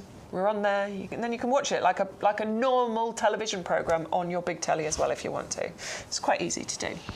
If you've got a telly and you don't know how to do that, Stu is like a tech genius, and you don't need to be a tech genius, honestly, but he will talk you through the steps. He'll help you to get it on there. So just email him at ygtv@yougarden.com. Say, help, YouTube, or something in the title, and he will help you, I promise. He's very good at stuff like that. He is very good, very technical.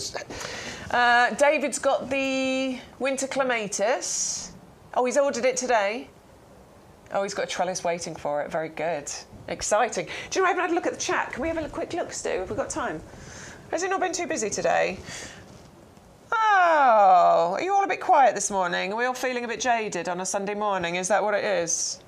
Are we all down the pub, were you?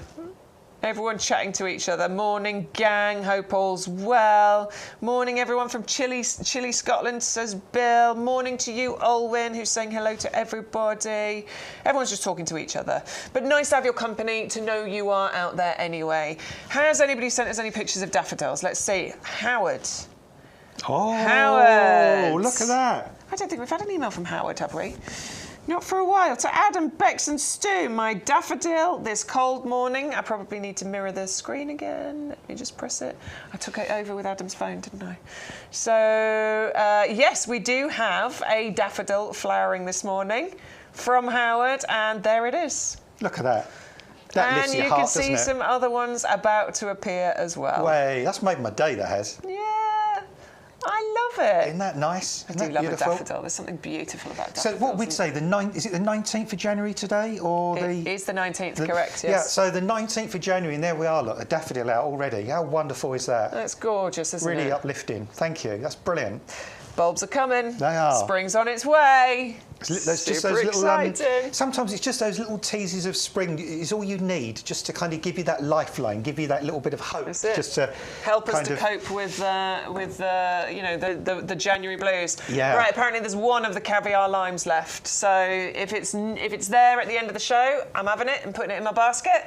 But if somebody else wants it, I am more than happy for you to get it. Something a bit unusual, something a little bit different. I think it's gorgeous. So yeah, grab hold of it if you want it. There is literally just one remaining. We won't be showing it again. As I say, if it's still there at the end, I will place an order and I will get it, but I want you to get it, really. Right, let's move on. We've got something else which is a bit of a grow your own, part of the shows that we do here. We do a lot of grow your owns. I love having grow your own in my garden. I do a few different things. I've got a couple of honeyberries myself.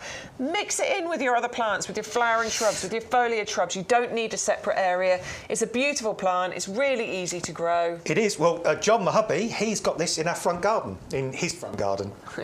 And he has the front garden. Yeah. And Adam has the back garden. Yeah. And now, then there's no argument. And now we've got this extra bit of garden. We're going to have to kind of come to a. We're getting. I think you're going to have to be careful. I think it's going to cause arguments. We're getting the UN involved. We're going to have a green line. Yeah. It's going to be monitored. Going to be permanent soldiers there. I think you're going to end up splitting that as well. That's my half. That's your half. But no, seriously, John's got this in the front garden, and John's front garden is beautiful. I mean, it's really ornamental. It's stunning. There's roses. There's all sorts of shrubs. There's all sorts of perennials. This is towards the back of the border, and it looks brilliant. It looks fantastic.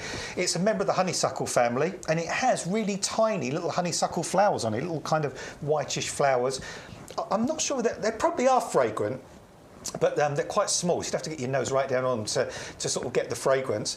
And last year, ours fruited. It fruited really, really well. We planted it in 2023. And then last year in 2024 it fruited, and it was a bit of an exciting moment really, because it sort of flowered in the spring, had lots of lovely little white flowers on it, and then we didn't really think much more about it. And sort of in front of our bungalow we've got a wooden bench, because what we find is in April, sort of March, April time, we get the sun at the front of the bungalow when we get home from work. Right. And by then it's got a bit of a warmth into it, hasn't it? Yeah, it's nice. We were just sitting on the bench, kind of in the sun, and I was just looking into John's sort of border at the front, and we just saw this kind of little purpley. Yeah. And I said to John, what are those? That? What are those? And so I went down, parted the foliage, and there were loads and loads and loads of these little honeyberries just hanging off the branches. They taste good as well, don't they? They do, but you've got to look from a bit, haven't you? Because they're not always immediately obvious, are they? By that time, the foliage was on there. Yeah. But yeah, and I saw one. I was like, oh, there's loads. And they're small, but they're real sweet pops of juicy goodness. Lovely. So they're really good for you as well. Blueberries are known as a superfood, packed with antioxidants, packed with vitamins. These are supposed to be even better for you. But I think they're probably a little bit more delicious as well. Blueberries can be a little bit tart. Yeah, these aren't tart. These aren't at all. Very, very simple, very easy to grow. And I often talk about honeyberries being a really good alternative to blueberries, because obviously blueberries need ericaceous compost.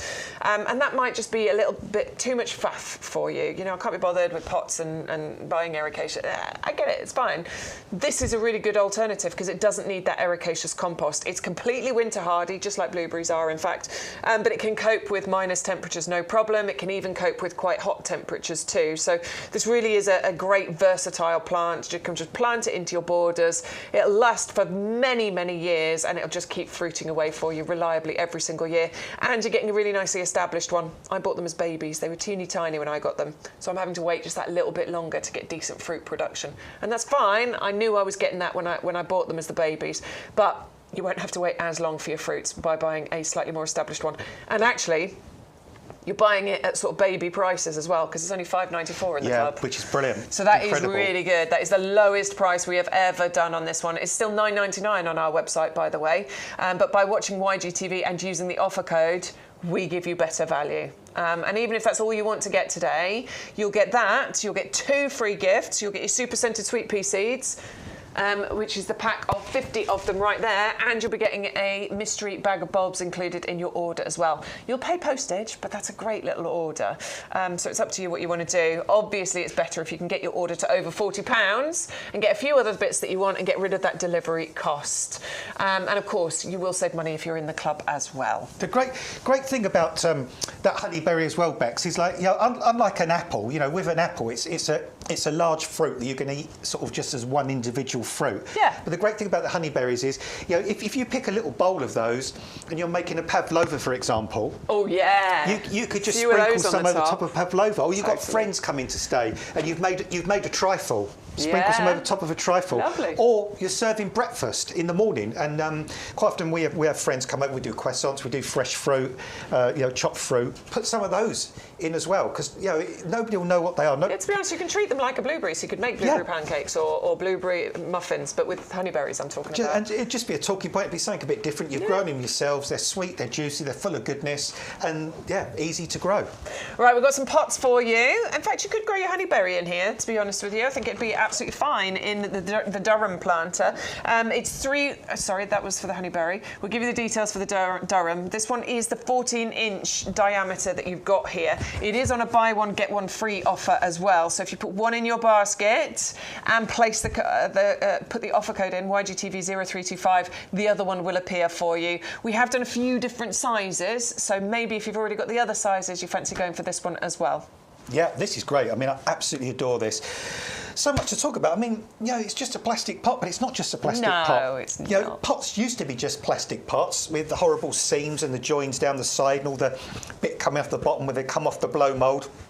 Look really naff, but you've got that lovely texture on this as well. It's sort of what's the word for that when it's something's got that kind of It's kind of brushed, like an embossed, yeah, kind of an embossed kind of feel to it. This looks classic. I like the fact that it's different colour on the inside to the outside. You've got that really strengthened rim round the top there as well, so you're not going to pick this up and the rim's going to snap off. This is UV stable, so it's not going to go all brittle and fall apart in the sun.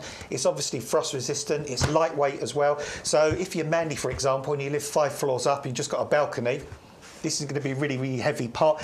It's going to keep the moisture in. It's not going to wick away the moisture like a terracotta pot, and it's not going to fracture and break in the frosts like a terracotta pot. And you get 2 for the price of 1. Gorgeous, I love it. I'm going to shut up now. £12.74 if you are in the club. So put one in your basket, enter the code, the other one will appear. Another option for you is the butterscotch. This is the laurel planter, slightly shorter in height, but this one is a really pretty colour as well. I like the butterscotch. That's a really nice description on there. Same story though, lightweight, frost resistant, UV stabilised, drainage holes, reinforcement around the rims. It's just about which one tickles your fancy more, which one talks to you, which one do you think is most beautiful. It's also buy one get one free, one in your basket, enter the code, the other one will appear for you. And finally, my favourites, it's the triple pack here though, so put the individuals into your basket. There is a triple pack on the website, don't do that one. Put 3 individual ones into your basket so that you get this discount. It's $5.99 each or $5.09 in the club, but if you go for all 3 of them, you will pay $9.99 for 3 or $8.49 if you're in the club. I love a square pot. I just think there's something a little bit more contemporary about it. There's something a bit more designer about it. Yeah, and also, again, if you're in a tight space, I mean, we mentioned about, you know, Mandy and that balcony 5 floors up. Well, these fit in really neatly, don't they? They don't waste any space. And actually, if you put them that way around, they go in between round pots really nicely too. So if you're layering and that sort of thing, really like the infinity design on there as well. I quite like those. I think they're a great size for you to be able to change over your displays seasonally without spending too much money as well. David apparently has got the round infinity. Maybe you should get the square ones to match. Yeah, absolutely. Why not? I'm thinking about these as well. I think they're really beautiful and good value for money as well. So 130345 is the item number. Yeah, talk of infinity as well. I mean, they will last years and years and years as well, won't they? That's the great thing. Yeah. This is good plastic, not bad plastic. Definitely. Right, so we're going to do a little review for you. So a little reminder of things that you've seen whilst Adam changes over the tables so that we can have a little look at some other things for you. So first of all, we're starting off with the Winter Clematis collection where you're going to get 3 beautiful varieties included. You're going to get the Wisley Cream, the Early Sensation and the Evergreen Freckles, which is that beautifully coloured one there. Yes, it's evergreen. Yes, it's winter flowering. You're going to get 6 or 7 months worth of flowers from them, and this is great with clematis because obviously we are very much used to our clematis in winter looking very straggly and very bare. You don't have to if you add the Winter Evergreen Clematis collection in there. We've taken £12 off. It's $15.27 if you are in the club. Next we've got the Rose of the Year for 2025. hang on a minute, how have we got the Rose of the Year for 2025 now? Well, we are just brilliant, that's why. Now, we did bring it to you as a bare root back at the end of last year. This time it's a potted rose. It comes in a 4-litre pot. It's a stunner. The colours that you get from it are incredible. It's a hybrid tea. It's got a beautiful fragrance as well. Lovely for your garden, but I do think that this would be a fantastic gift for somebody who is your everything. Why not? Valentine's Day is coming. Perhaps you should think about it. 531185 is the item number. It's only £16.99 if you're in the club. That's a great price for a potted rose, actually. £16.99. That's incredible. Next, the Abeliophyllum distichum. This is the, it's like a white forsythia, basically. So loads of buds on the one that we've got here in the potting shed. Really nicely established. It'll be blooming for you in February. Naked stems, but with those white flowers on there, a fragrance to it as well. And if you want something that's going to just give a bit of interest in winter, in that cold, miserable, dark month of February, then this is the one you need to add into your basket. Adam was telling us how rare this is. In his many years of gardening, he's only ever planted one. Not because he doesn't like it, but just because you don't often see them, you don't find them. So it might be something a bit unusual, a bit different for you to have in your garden. £10.19 in the club. We have taken £8 off the price there, and you're getting that 15% discount as a club member. 510720 is the item number. Go to YouGarden.com to place your orders. Next, we've got rhubarb, and I am a big fan of growing rhubarb. It's easy, it's beautiful, and you can make your own rhubarb crumble with it. Honestly, it's super simple. It does need a little bit of space, to be fair, because it grows sort of up and out and you get massive foliage on it. But I think it is so worth it as a beautiful foliage plant, but also because if you love rhubarb, you can obviously do your own rhubarb recipes with it. 310072 is the item number, £5 saving. It's £9.99. Doesn't matter whether you've gardened all your life or whether you've never gardened before and you just fancy giving it a go. You can grow this. It is so easy. Plant it in a sunny spot, keep it well watered, and don't pick too much from it in the first year or two. After then, go for your life. You can pick as much of it as you like. Rosemary is up next. Another plant I've got in my garden. Highly recommend it. The fragrance from it is incredible. You can cut your own rosemary and use it. I haven't bought rosemary for years. I've not bought it because I've got a plant in my garden that's really productive. But even if you're not going to use it as a herb in your cooking, I think this is a great one to have because it's evergreen, it's drought tolerant, it produces these spikes of flowers that are magnificent. Pollinators love it. If you prune it, it will create a really nice dense bush for you. So you could even use it as hedging as well. Beautiful. 750063 is the item. You will get 3 pots as well. 1102 is the discount price. Last time of showing you this one, because there's one left basically. It's the citrus pink caviar lime, white flowers, beautiful evergreen foliage, amazingly weird and wonderful fruits that taste a bit like a lime and a grapefruit, but they've got this little pink caviar texture in the centre. So just a feast for the senses, this one. Just love it. So take it outside in the summer, give it some winter protection because that's what citrus do need. Last time of showing you, it's 2804 if you are in the club. If that is left at the end of the hours, I'm getting it. So be quick if you're that one person who's been umming and ahhing over it. Next up, we've got the peonies. So this is the hardy peony collection where you're going to get 3 bare roots. Oh, I didn't realise there was a double up deal on here. Wow, okay. So in the bag, you're gonna get 3 bare roots. You've got the lovely deep pink colour, almost red. You've got a lighter pink and you're getting a white included in there as well. Bare roots are easy. Soak it, plant it. Don't plant it too deep and it will flower for you. Few in the first year, maybe, but then once it gets established, you'll have loads of them. You can get 1 bag for $12.99 or you can double up for $19.99. But then you've got your club discounts to take into account as well. So $11.04 in the club or $18.49? No. It'll be 18 quid, won't it, as the double up deal if you're in the discount club. 580004 is the item number for the peony collection. Next up, we've got, oh yeah, the heathers. So I've told you a few times, my mum has replanted all of the front garden with heathers because she's got a big front garden, she's got a big back garden, and she just can't keep on top of it all. So she's gone for a low maintenance option, and that's what heather gives you. Real low maintenance, but 4 seasons of beauty. Like, this just keeps going for you. You get flowers, you get fragrance, you get foliage, it weed suppresses. Once you planted it, you pretty much need to do nothing to it, honestly. It doesn't need that much at all. If you want to have 4 seasons of interest, then heather is the way to go. 511622 is the item number, and only £6.77 in the club for 3 of those pots. That's brilliant, honestly. Next up, we've got the Daphne. Adam and I both got this, the Perfume Princess, because Daphne flowers are, first of all, beautiful, but second of all, gorgeously fragrant. And it flowers in winter. Mine started, I think it was in December. It was towards the end of December I started seeing the flowers come through. It's in full bloom right now. It's looking beautiful, and the fragrance you get from it is incredible.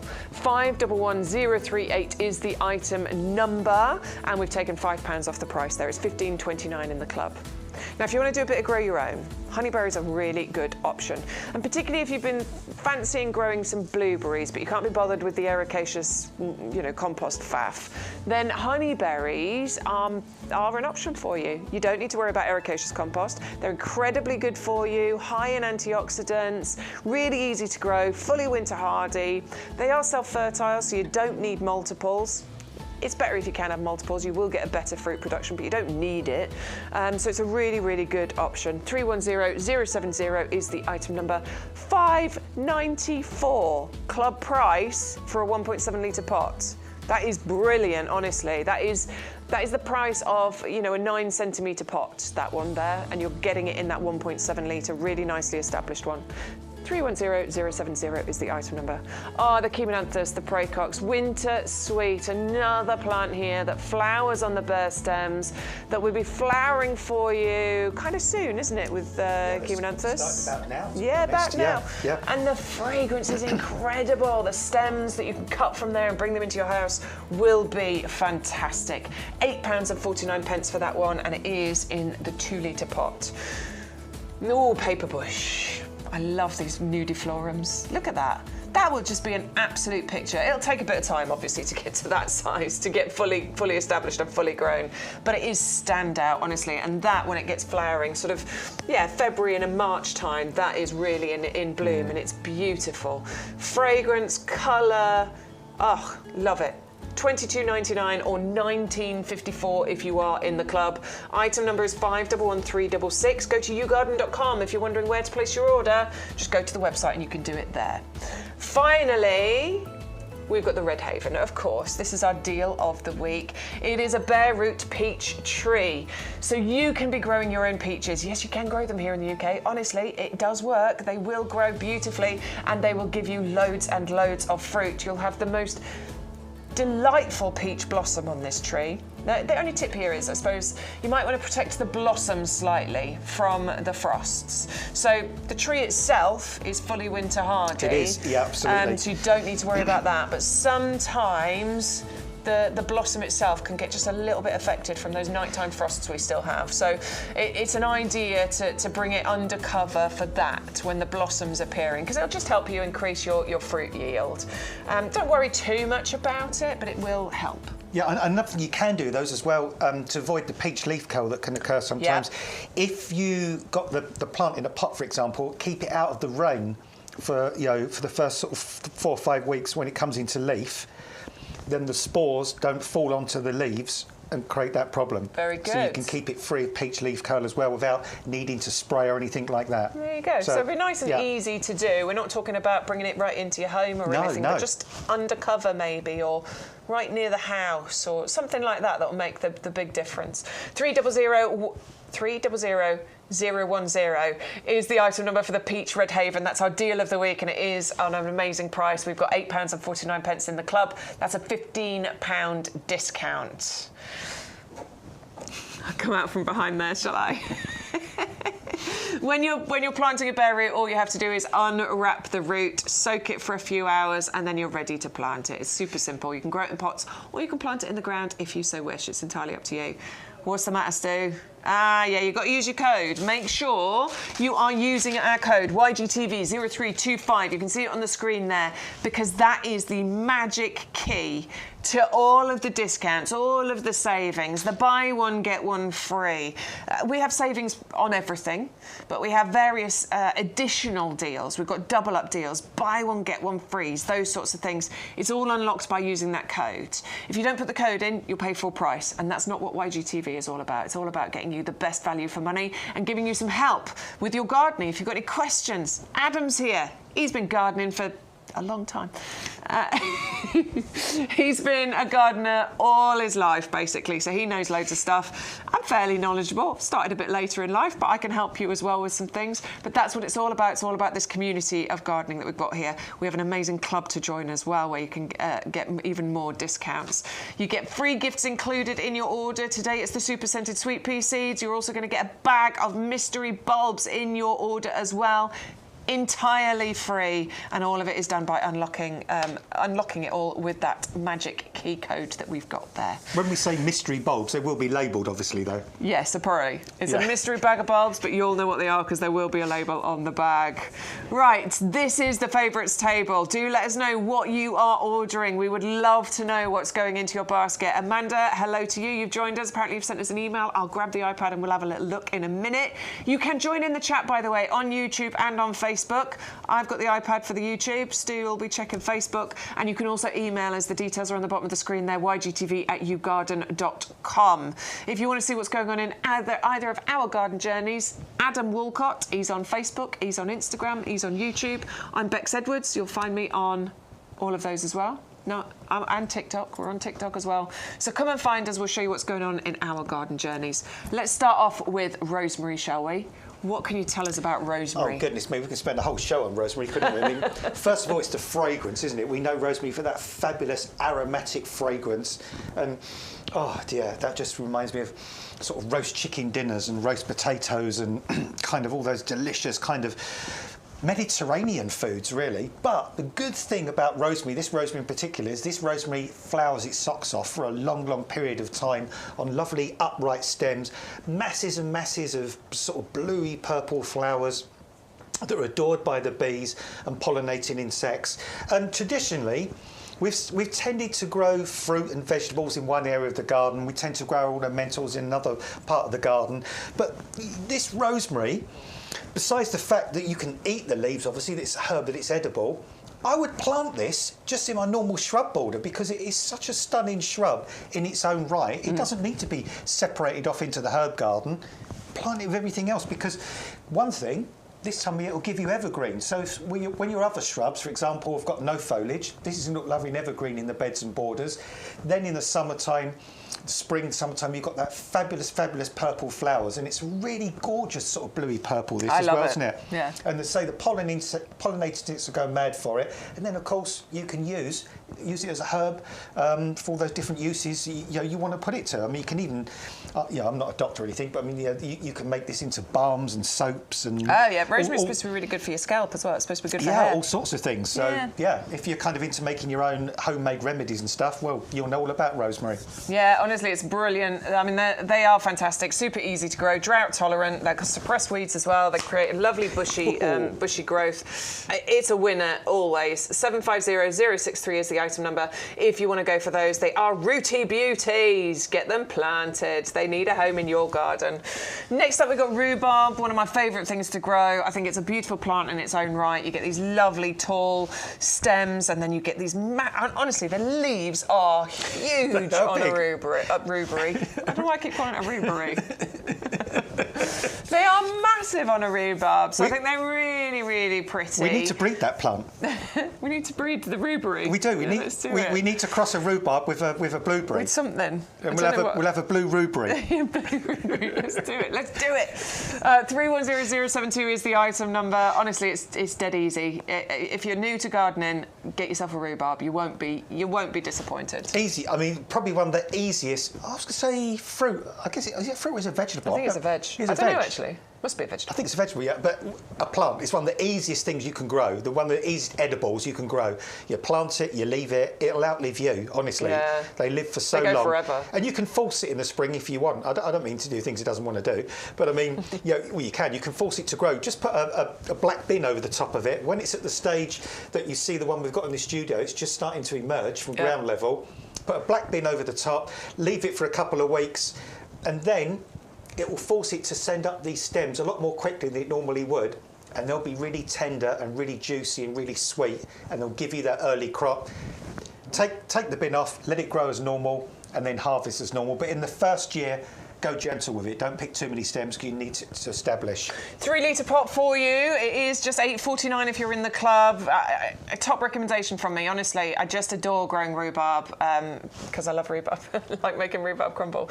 But it's really, really simple. So big recommendation from me. The Abeliophyllum, which is like a white forsythia. Adam is highly recommending this one, aren't you? Yeah, please go for this. I mean, this is such a beautiful shrub. And, you know, email in, tell us what you think of this, because I'm absolutely smitten with it. I think it's stunning. I just don't understand why it's not more popular, because it flowers in the depths of winter. It's got these beautiful, beautiful white blooms all the way up the stems. It's fragrant, it's easy to grow, it's bone hardy, it's not fussy. You plant it, you leave it, you don't have to worry about pruning it. It's divine. And pretty much once this one is sort of finished flowering, the yellow one will start flowering, and it'll probably flower simultaneously at some point as well. So go for this, try this. It's easy, it's tough, it's hardy, it's brilliant, it's attractive, it's fragrant, and it's a talking point. And they're so unusual, but I don't know why. I don't know why they're so rare. I love them, honestly. February flowers. You don't get many things February flowers, so this is your plant to add into your garden so that you've got something in that February month, which is traditionally quite dull and bleak and cold. 510720 is the item number. £10.19 if you are a club member. Rose, you're my everything. I mean, Thanks, Bex. I can't believe that we have got the Rose of the Year 2025. I'm so excited about this. I mean, you know, if you're a regular with YouGarden, you know how we work with Harkness roses, the best when it comes to rose breeding, been in business for years, won multiple medals at excuse me, at Chelsea and all those other places. They've used no pesticides since, the mid-1990s. Rose breeding for them means that they are naturally, disease resistant. It takes years, a minimum of 7 or 8 years, in order to breed a rose to the point where it would be ready to release it onto the market. The amount of work that goes into rose breeding is absolutely incredible.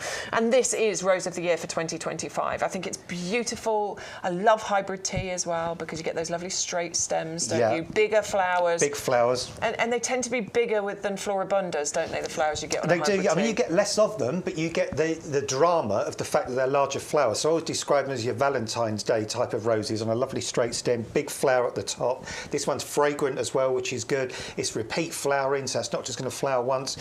Deadhead it after it's flowered, it will send out more shoots, it will keep flowering for you. You've got that disease resistance. Also, the new foliage on this comes out a lovely deep reddish colour as well before turning green. It's quite a compact rose as well. Yeah, there's nothing not to like about this rose, to be honest. Absolutely. Just one really quick thing before we move on. Don't plant it exactly as you see it in the pot here. Yeah, go deeper. It's got such a fantastic root system, we couldn't get all the root in the pot, but when you put it in, where Beck's finger is, that's where you want the soil level to come up to. So just above that union there that you can see. I think it really helps. I mean, there is a debate whether you go below the union or above the union. I always go just slightly above it, and I think it really helps, particularly if you're planting it in a more exposed location where it can be a bit windy, because it will help with the stability. It'll keep it nicely bedded into the pot or the ground wherever you're planting it. There's another really, really famous rose grower, equally famous as Harkness, and they do recommend, the union being about half an inch or so below soil level. I think that's the wisdom now that we go with. 531185 is the item number. If you'd like the rose, you're my everything. Get it for yourself. I keep saying it today. Get it as a gift for somebody. I just think the name of it lends itself entirely to that. And Valentine's Day is coming up. Maybe it's in memoriam of somebody that you've lost. I think that's a wonderful thing. A lot of people use roses for that reason. So loads and loads of reasons to go for the Rose You're My Everything. Just £16.99 because we bring you great deals. Remember, you're getting your free gift included when you use your code to get that saving and also enter those free gifts into your basket. And finally, on our favourites table, we've got our wisteria. Nope. It's not a wisteria at all. It's a winter clematis collection, and you are going to get all 3 varieties: the Wisley Cream, Early Sensation, and the Freckles as well in there too. Winter flowering, but also evergreen, which is brilliant for clematis, isn't it? Yeah, I mean, we were saying earlier on, we find it cheeky enough that plants decide to flower in the wintertime, but the fact that, not only does this flower in the wintertime, it keeps its leaves in the wintertime as well. It's almost like we've taken a clematis from midsummer and got it to do what it's meant to do in midwinter. That's what these will do. 2 of these have got an Award of Garden Merit as well from the RHS, the Royal Horticultural Society. So that tells you, these plants have got the most amazing attributes. You can grow these in large pots or containers. Just a couple of things with like all clematis, they like nice cool roots and they like a nice rich soil. So feed them, keep the roots nice and shaded and moist, and these will last year after year after year. I was working in a garden the other day, brilliant root system on their backs. Amazing, look at that, on really all 3 strong in root actual system. fact. I was working the garden the other day, and in the garden behind me, somebody had a winter flowering clematis that had gone right up to a hazelnut tree. And it was dripping with flowers, beautiful white flowers. I couldn't get near enough to take a decent picture, which was annoying. But yeah, go for these, easy to grow, because what they'll do, they'll transform a really boring, bare, deciduous winter shrub into something colourful and attractive. Because they can grow up it. They don't strangle it, do they? You can. So if you've got a deciduous tree or something or a rose like arch. that, absolutely. Yeah. You could grow this through it and up it. They'll work perfectly in the tower pots that we bring you as well. If you're wondering what I'm talking about with that, go check out some videos on the tower pots. They are brilliant. But there's loads of things that you can do with your winter clematis collection. 550372. Remember, you're getting amazing savings by shopping with us at YGTV. We have a fantastic club for you to join where you can get even more savings. We've made it bigger and better. Used to only be a 10% discount. Now it's a 15% discount, and that just literally happened in the last couple of weeks. We've added extra vouchers that you'll receive as well. You'll get £20 worth of YouGarden vouchers plus a couple of postage vouchers worth $6.99 each. So additional savings to have there. We give you a free gift included in your order as well. Every week we do that. Changes. We do different things at different times. This week it is our bag of a sweet pea super scented seeds, but you're also getting even a better gift, another free gift included in there. It will be a mystery bag of bulbs. You'll know what they are. There will be a label on them, but you'll just be able to get those in the ground and get those beautiful displays. So 2 free gifts, amazing savings by shopping at YGTV, a fantastic discount club, help, advice, tips, community. That's the other thing that we've got here, particularly if you join the YouTube chat or the Facebook chat, and you can send us any details on ygtv@yougarden.com, the email address. You can send us any questions, comments, and you can send us any pictures. We're here 2 times a week currently. I don't know if that will change throughout the seasons, but right now we are here on a Sunday morning from 9:30 to 12:30. We're also on a Thursday morning from 10 until 1 o'clock. We do lives on TikTok too. If you like TikTok, we're there on a Tuesday, Thursday and Sunday afternoon. If you want to see everything on the show, all you have to do is get onto the website, click on the Live Now button. That's all down there, look, where it says YouGarden TV. You can then go through and have a little look at the selections. You can catch up on previous shows. You can watch our latest live show. It's entirely up to you. So if you only tune in for half an hour, but then you want to watch the rest later on, you can go and watch the rest later on. If you missed last week, it does exist. Stu's shouting in my ear now. He'll fix that, don't worry, it's there. But yeah, you can go back and you can watch previous shows. But this is also where you can get ahead of us and you can see what else we've got on the show selected for you for this week. Obviously, we've got loads of products and you can shop the entire website. You don't just have to buy the ones that we are bringing you. You can go and shop the entire website. Just always use our code because that's how you will get your free gifts included. But if there's something that you can see in the list and you're like, they haven't gone to it yet, or maybe I've missed it, can you show it to me? Yes, we can do that for you. We are live, we are interactive, as long as you're watching live, obviously. Put it in the chat on YouTube or on Facebook, send us an email, say, please can I have a look at that? We'll bring it forward for you. Of course we will, that's what we're here for. Anything else I need to tell them, Stu? Bye, Spuds. Good morning, Grimmy. I got your message. He said he just had to drop the kids off, the grandkids. So now he needs a rest and a cup of tea. And I completely understand that, Grimmy. Absolutely. They're exhausting, aren't they? Amanda has bought the white forsythia to go with the yellow one as well. Brilliant. Love send us that. in a few weeks' time when it flowers. Send us a pic. Yeah, definitely. Great to see it flowering. She sent us a picture of an abelia that she picked up. I don't know where she got this. Was it last year from us? Okay, so this is the abelia I bought from the reduced section for £3. It looks a bit worse for wear, but this is it now. Looking beautiful, right? Yeah. That's what all plants need, is a little TLC. I love a plant rescue or a plant bargain. It's always exciting, isn't it? Yeah, it needs to go outside, Amanda. What are you doing with it inside, my lovely? Have you just brought it in to take a picture of it? Well, I've got some customers. I mean, I've had customers for years and years and years, and loads of them have, in time bought just those really rejected plants from outside supermarkets and things like really beaten up little acers and things like that. And then make it beautiful. And the amount of times when I've gone to see a customer or a new customer, and they, there's this great big acer, and they say to me, you'd never guess. I say, what's that? They said, I bought that 15 years ago in a little trolley, reduced trolley outside such and such shop, that big. Yeah. That's all they and need. Now look at it. Bit of TLC. Morning, Julia. Hello to you as well. If you want to join in the chat, do it. We're on YouTube, we're on Facebook, and we have that email address that you can send emails to as well.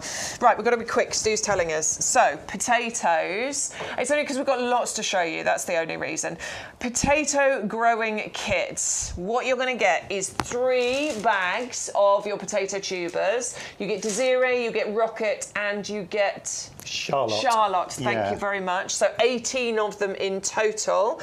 You will also get your 3 grow bags included for you to grow your potatoes in. The only thing you really need to add to this order is some compost, and obviously we've got that one for you. But potatoes are super easy, aren't they? Yeah, these are really, really easy to grow. And the good thing about growing them in bags is, first of all, you don't have to dig them up out the ground at the end of the day. No digging. No digging. No digging. And we're all doing no dig now, anyway. We're trying to do no dig. Also means you can take the spuds to wherever the sunniest part of the garden is as well. Or you can keep them near the water source, so it's easy to, perhaps you want to grow them near where the water butt is, for example, or where the tap is, so you can keep them nicely watered. But really, really easy to grow. I mean, literally, we've got the picture there of growing them in pots, but I mean, it's the same principle in bags. So a layer of compost at the bottom, you put your potatoes on the compost, a little bit of compost back on top, and as they grow, you keep chasing the growth up to the top of the bag. So every time the stem starts to grow, you bury it all apart from the top sort of 4 or 5 leaves, and you keep doing that all the way till you get to the top of the grow bag, and then obviously you stop. The potatoes will grow, they'll flower, and once they're finished flowering and they start to go a bit yellow and die off a little bit, that is the time at which you can harvest them if you want to. But you don't have to harvest them immediately in these bags, which is good as well, because what you can do if you want to is just chop the foliage off after it's died down, and then you can store these bags somewhere dry. And you can keep these potatoes for months and months. I mean, you can dig them up and you can store them, or you can keep them in the ground, the bag, and store them as well. Chitting is really easy. That's the first thing you need to do in the process. Stand them on end in an egg carton. That's what I did with mine. You get loads of shoots coming off them. It takes somewhere between 4 and 6 weeks to get some really good shoots coming off them, and that's when you can then plant them out. They do need to be kept frost-free. That's the other thing we should mention as well. So just bear that in mind with your planting times and what have you. Sort of in 4 to 6 weeks' time, when you finish chitting, we're getting close to moving past the frosts. I mean, depends where you are, doesn't it? So keep them in your conservatory if you want to plant them out. That's the good thing about being the bags, isn't it? Because you can move them dead easy. Yeah, if it's going to be, you could just take the bag in the garage for the night. Yeah. And simple. Just keep it frost-free. And feed them. Liquid feed them. You can get potato fertiliser as well, which you can use. Yeah, and we've got it on the website if you want to get some. But a real brilliant, easy, fun way for the kids to get involved with growing potatoes as well. Yeah, it's fantastic. Oh, one of them did. Because, I mean, literally at the end, all you've got to do is turn the bag upside down, empty it onto a hard surface, and all the potatoes just fall out the compost, and it's a really exciting moment. I loved seeing my boy Henry. He's getting his hands in there, he's getting his hands dirty and pulling out potatoes and putting them in a bowl.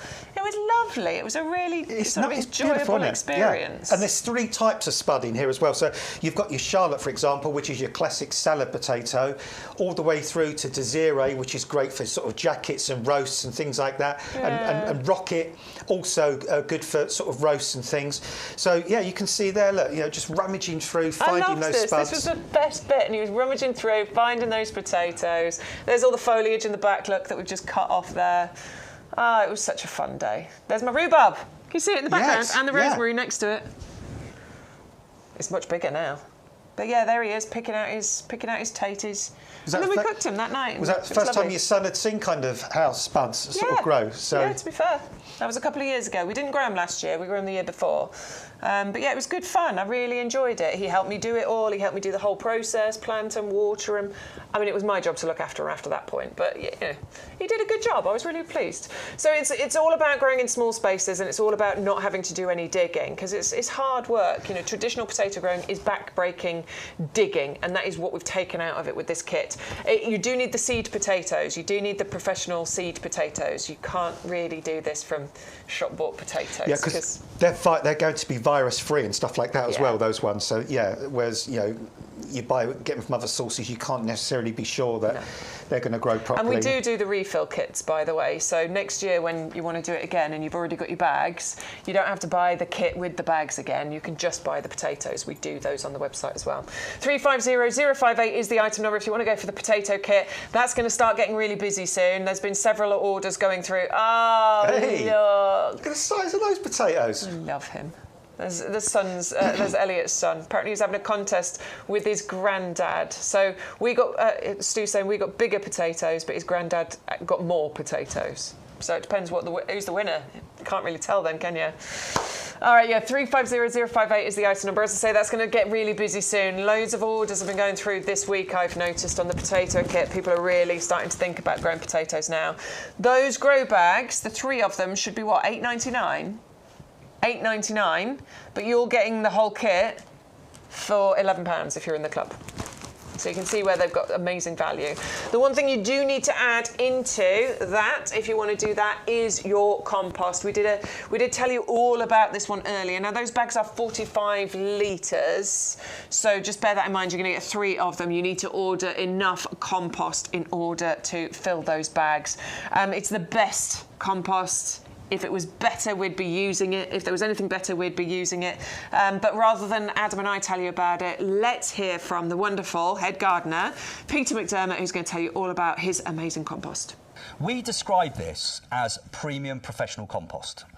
And the reason for that is it is the compost that is known, this formula we have perfected over decades. So I've been using it for decades. We have perfected it over decades.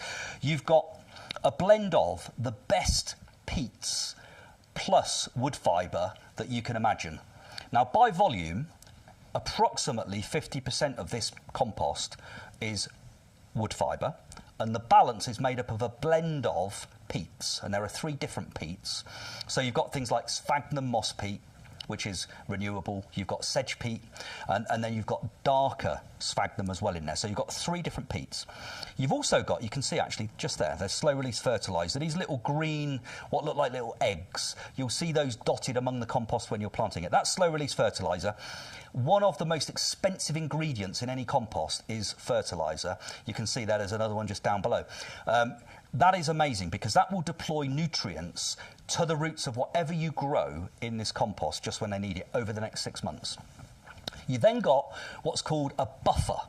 Now, peat in particular is naturally acidic. And plants like to be just on the acidic side of neutral as a generality. There are exceptions, so things like rhododendrons and azaleas, they love to be properly acidic in terms of the ericaceous soil or compost they're growing in. But most things like it just on the slightly acidic edge of neutral. So that's what this is designed to give you. So it's got a pH buffer to keep it in exactly that zone. The wood fibre keeps the sort of perfect air-water porosity ratio, which is what we talk about in the trade, all these complicated terms. But it's, what plants need is they need a jungle gym to grow in, so they need a jungle gym for their roots, which is called growing medium. They need some water, and they need some air, and they need nutrients. And when you've got the perfect compost, it blends the air and the water and the constituents of the compost. It all blends together to give the perfect environment. That's what this particular compost does, which is why it's trusted by us. We will be growing approximately 150,000 potted roses on this nursery this year. That's roughly what we grow most years. We'll be growing, I don't know how many hanging baskets, but our pre-planted hanging baskets that will be available later, you will have bought them in the autumn and last spring as well. They grow in this compost. We will grow countless perennials, whether they be in the 9 centimetre square pots or the 3 litre pots or the 5 litre pots, plus fruit trees. And this is the compost we use for all of those things. So we trust it, the trade trusts it, and actually based upon the well, literally hundreds and hundreds of thousands of bags of this particular compost that you've bought over the years, you definitely trust it as well. And, you know, and actually, peat is a thing. We need to think about peat. Not me. I happen to also be peat, but it's the peat that's in here that we're talking about. We can still use peat in our gardens right now, and actually the alternatives, generally speaking, are a bit iffy. So if you want to get the best results, in my view, use this particular compost for as long as you can. It's got 50% other material in it, which is the lowest level we could get to and still have a professional quality product for you and for ourselves. So we've been as eco-friendly as we can, and we jumped onto that particular that approach years and years and years ago. So this is the same formulation that we've had for at least the last 6 or 7 years, with 50% other material to bulk out the peat, and it still works better. So I would say this is, in my opinion, it's the only compost I use at home. It's the compost we use on the nursery. I can't recommend it highly enough. So there you go. He can't recommend it highly enough. We can't recommend it highly enough. Anybody that's used it normally gives it a 5-star review on our website and says, I'm never going to use another one. Olwyn, thank you. You always say that it's your gold medal product. All of the regulars will tell you, the ones that shop with us and have used it for years, they'll all say they'll never buy anything else. I used to think it was not important. Any compost will do. No. Like, obviously, compost, but any compost will do. It's not the case, is it? And once you start looking into it, and I have done loads of research into it now, and really sort of understanding plant health and how it all kind of fits together, you do realise actually how important it is. I often say it's like feeding yourself, and we're allowed a treat every now and then. I had a McDonald's last night, I'm not going to lie, and it was lovely, but I can't do that every single day of the week, can I? Because it will affect my health, it will affect my mental well-being. So I have to get my vegetable intake, I have to make sure I'm getting my vitamins. This is what this compost will do. It's like the vitamin pill that your plants have been just desperately wanting. 100125 is the item number. Right, Stu's doing his thing where he's asking us what is the busiest item on the show. What's your guess? What's your guess? Can we have a couple of guesses? You can have one. One. Oh, I'm going to say the... All right, 2 each, apparently. I think it might be either the clematis collection or the, I'm quite like it, I think either clematis or the rose. I'm going rose and I'm going compost. Both wrong. Oh. Oh, it's honeyberry. Okay, very good. I am not surprised. It's an amazing plant, but check out the price. It's £5.94 if you are in the club. So that is the most amazing price. It's the lowest price we have ever brought you on the honeyberry, to be perfectly honest with you. It's in the 1.7 litre pot. It's really nicely established. The price for that is what I would expect to pay for a sort of 9 centimetre baby one, which is what I planted 2 years ago, and mine is, this is a good few years old, because mine is only about this size now. Well, when ours fruited last year, ours was about this height. Yeah. Oh, good, so I'm going to get some good fruits this year. Yeah. Nice to know. Thank you very much. Just a really, really, really quick tip is when you get it home, just see these snaggy bits on the top, just trim them off. Just to above the buds. Above the next buds. Yeah, don't leave those snaggy bits on. So obviously here we have to trim loads really quickly, but when you get them home, you can just do that little, and that will just keep it nice and healthy. There you go, 310070. It is the most popular item of the show today. We're going to carry on with our grow your owns though, and this is all about growing fruits in your garden. These are trees, but this is about being able to grow them in small spaces. If you've got an orchard, fantastic, you can plant these out in your orchard. If you've got acres of space, like, you know, Sean's got a decent sized garden, brilliant, lovely, I'm happy for you. Slightly jealous, but I'm happy for you. Plant them out in the ground, it's absolutely fine. But this is very much about being able to grow these in smaller spaces. If you've got a sunny balcony, you could grow these because they don't get too tall. They will grow perfectly in our heavy duty pots as well. We're going to start off with our deal of the week, which is the Peach Redhaven bare root tree. Yeah, just don't touch them though, because they'll all fall over. It was like trying to get jellyfish to weightlift just now, like trying to get these to stand up. I'll leave them alone, I won't touch. Yeah, so yeah, just don't touch. Okay. But yeah, this one, in fact, have I told this story already? I think last year we had a reject one of these. But yeah, rescue. Planted it in a pot in our front garden. It came into leaf about sort of April time, mid-April. Loads of new shoots grew during last year. Now it's smothered in buds. This year it's going to flower. The flower's going to look amazing, and it's going to produce fruit. So, you know, if you find bare root sort of a bit witchcrafty, and you're not sure about it, and you think, goodness me, yeah, what's these plants? How does bare root work? You're pulling something up out of the ground. Surely that's going to kill it. Surely it's not going to be healthy. There's no soil around it. All you've got is a bit of cling film around the roots.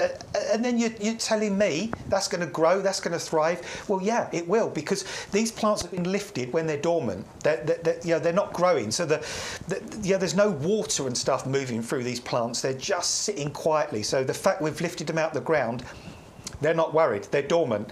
All you've got to do is when you get them home, the peach is soak it in a bucket of water for 24 hours, replant it in our compost. Now what I would do is, and again, we're always straight up and honest with you, if you're going to grow it in a pot, I would use some of our compost, but also I'd use some ordinary soil as well. I'd use a mixture.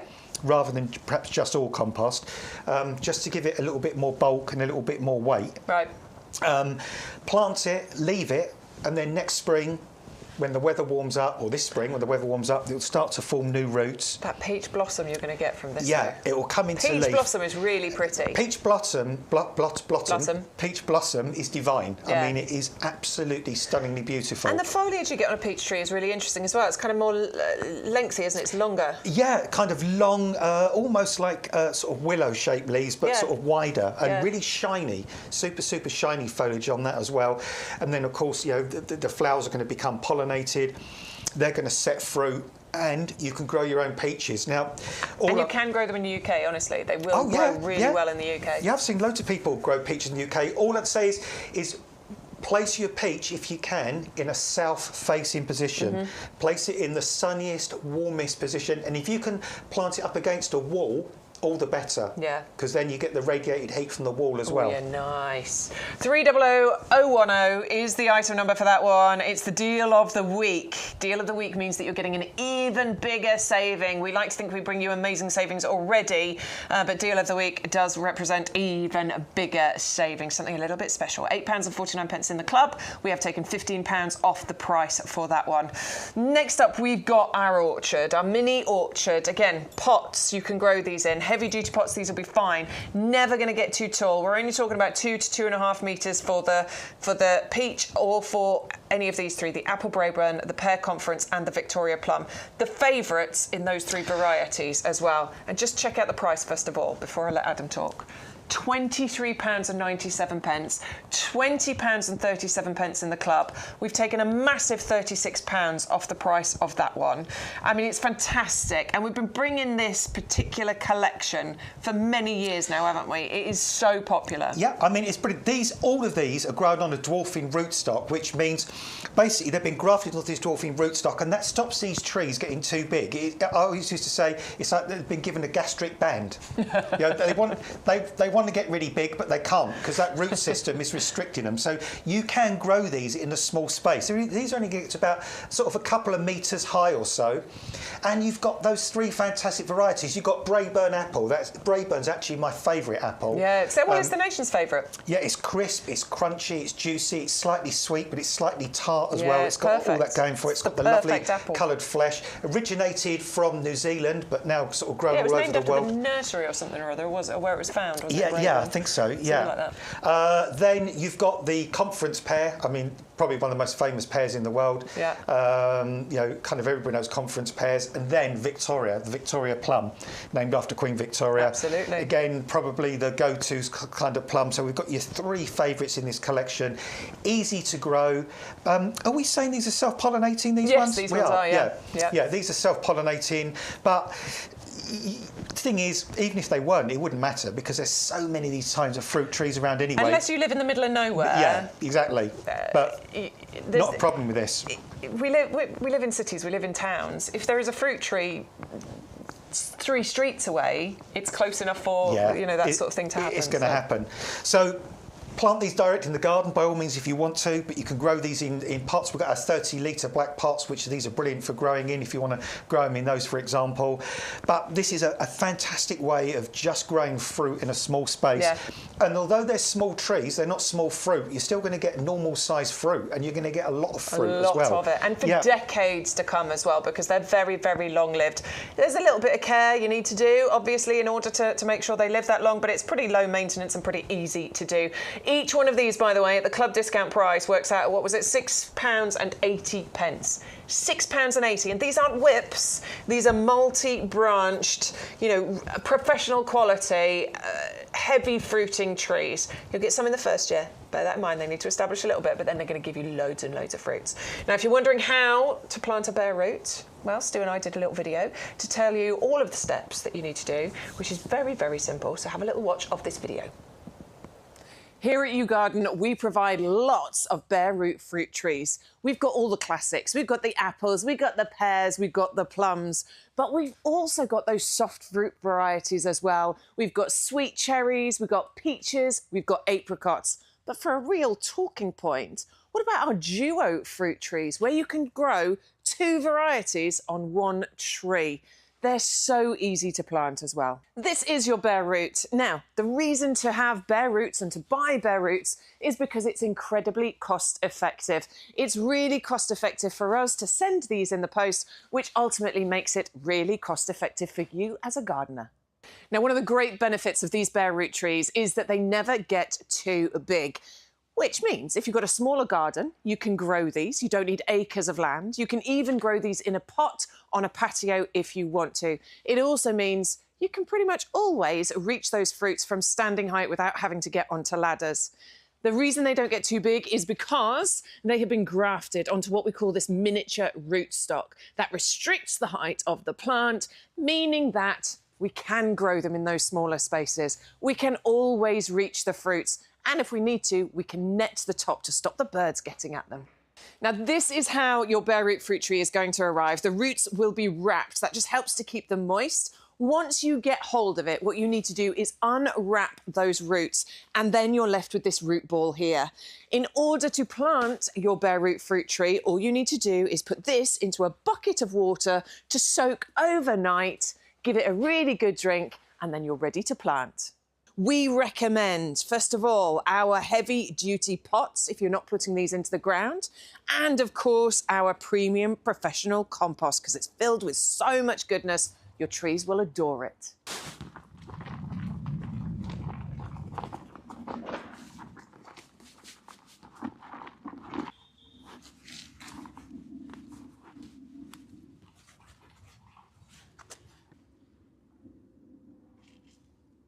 Once you've got it planted, whether it's in the ground or in a pot, all that's left to do is to give it a really good drink. Keep it well watered. In springtime, you will start seeing all of that beautiful blossom appear. And then, of course, your fruits will start to come. Within a couple of years, you'll start getting really good crops. And, of course, you'll get them for decades to come. So there you go, nice and simple. Honestly, it genuinely is that process. I don't have the orchard growing, but I did that process with the Prunus triloba last year. You know, that lovely cherry blossom. Yeah. And it's exactly the same process. It is incredible. Apparently Amanda's on Facebook and she's been talking about that one. She's got a peach. Was it, which one? The bonfire? I don't remember that one.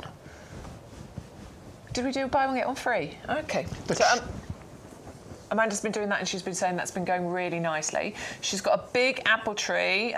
She'd prefer it if it was one that's been grafted onto the dwarf rootstock because she can't actually reach the fruit, which is exactly why we do this. Smaller spaces, but also it makes it really easy to pick those fruits.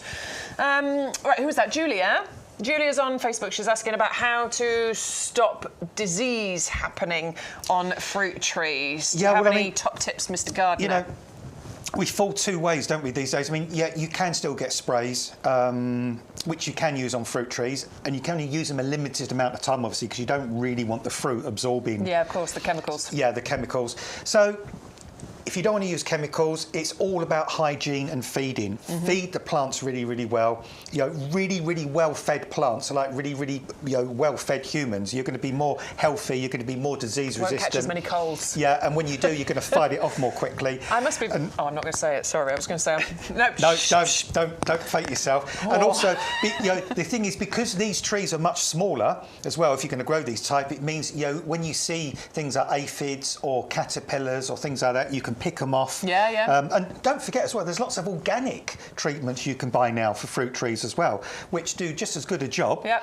And you can do the biological control as well, which you can use on like fruit nematodes trees. And things. Yeah, nematodes, all that kind of stuff. So there's loads and loads of really friendly, environmentally friendly, people-friendly, plant-friendly ways of looking after fruit trees without deluging them with horrible, nasty But prevention sort of rather than cure would be the first step. That's it. So keep them well fed. Keep them well put fed. them in the right location. Yeah, keep them well watered.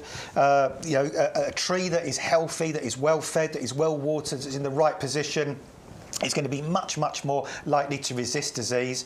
But then if you have got those issues, take a little look at some of the organic options. And just keep inspecting your trees regularly as well. If you start to see like sort of nicks coming out of leaves or things, if you start to see leaves getting a bit eaten, have a look around your trees, check underneath, check on top of the leaves, and if you see caterpillars, those sort of things, physically remove them, and literally kind of just do that. And I'm not saying 100% of the time you'll keep them complete disease-free, but you'll certainly make a big, big difference in keeping them as healthy as possible.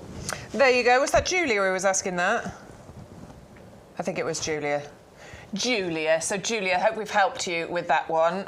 By all means, ask us any other questions that you want to know. We do have a few other questions, so let's get into those, shall we? So, Julia, do you plant the potatoes at different times, please?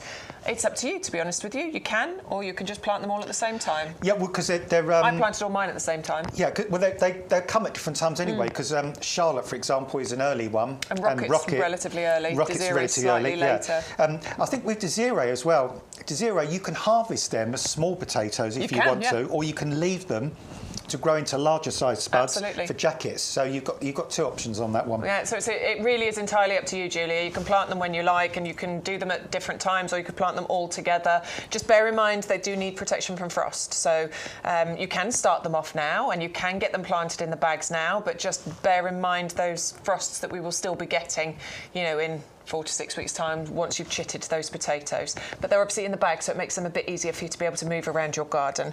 Grimmy's been asking a question. So, my Dixonia antarctica arrived the other day. Did you get the little baby one? I love that.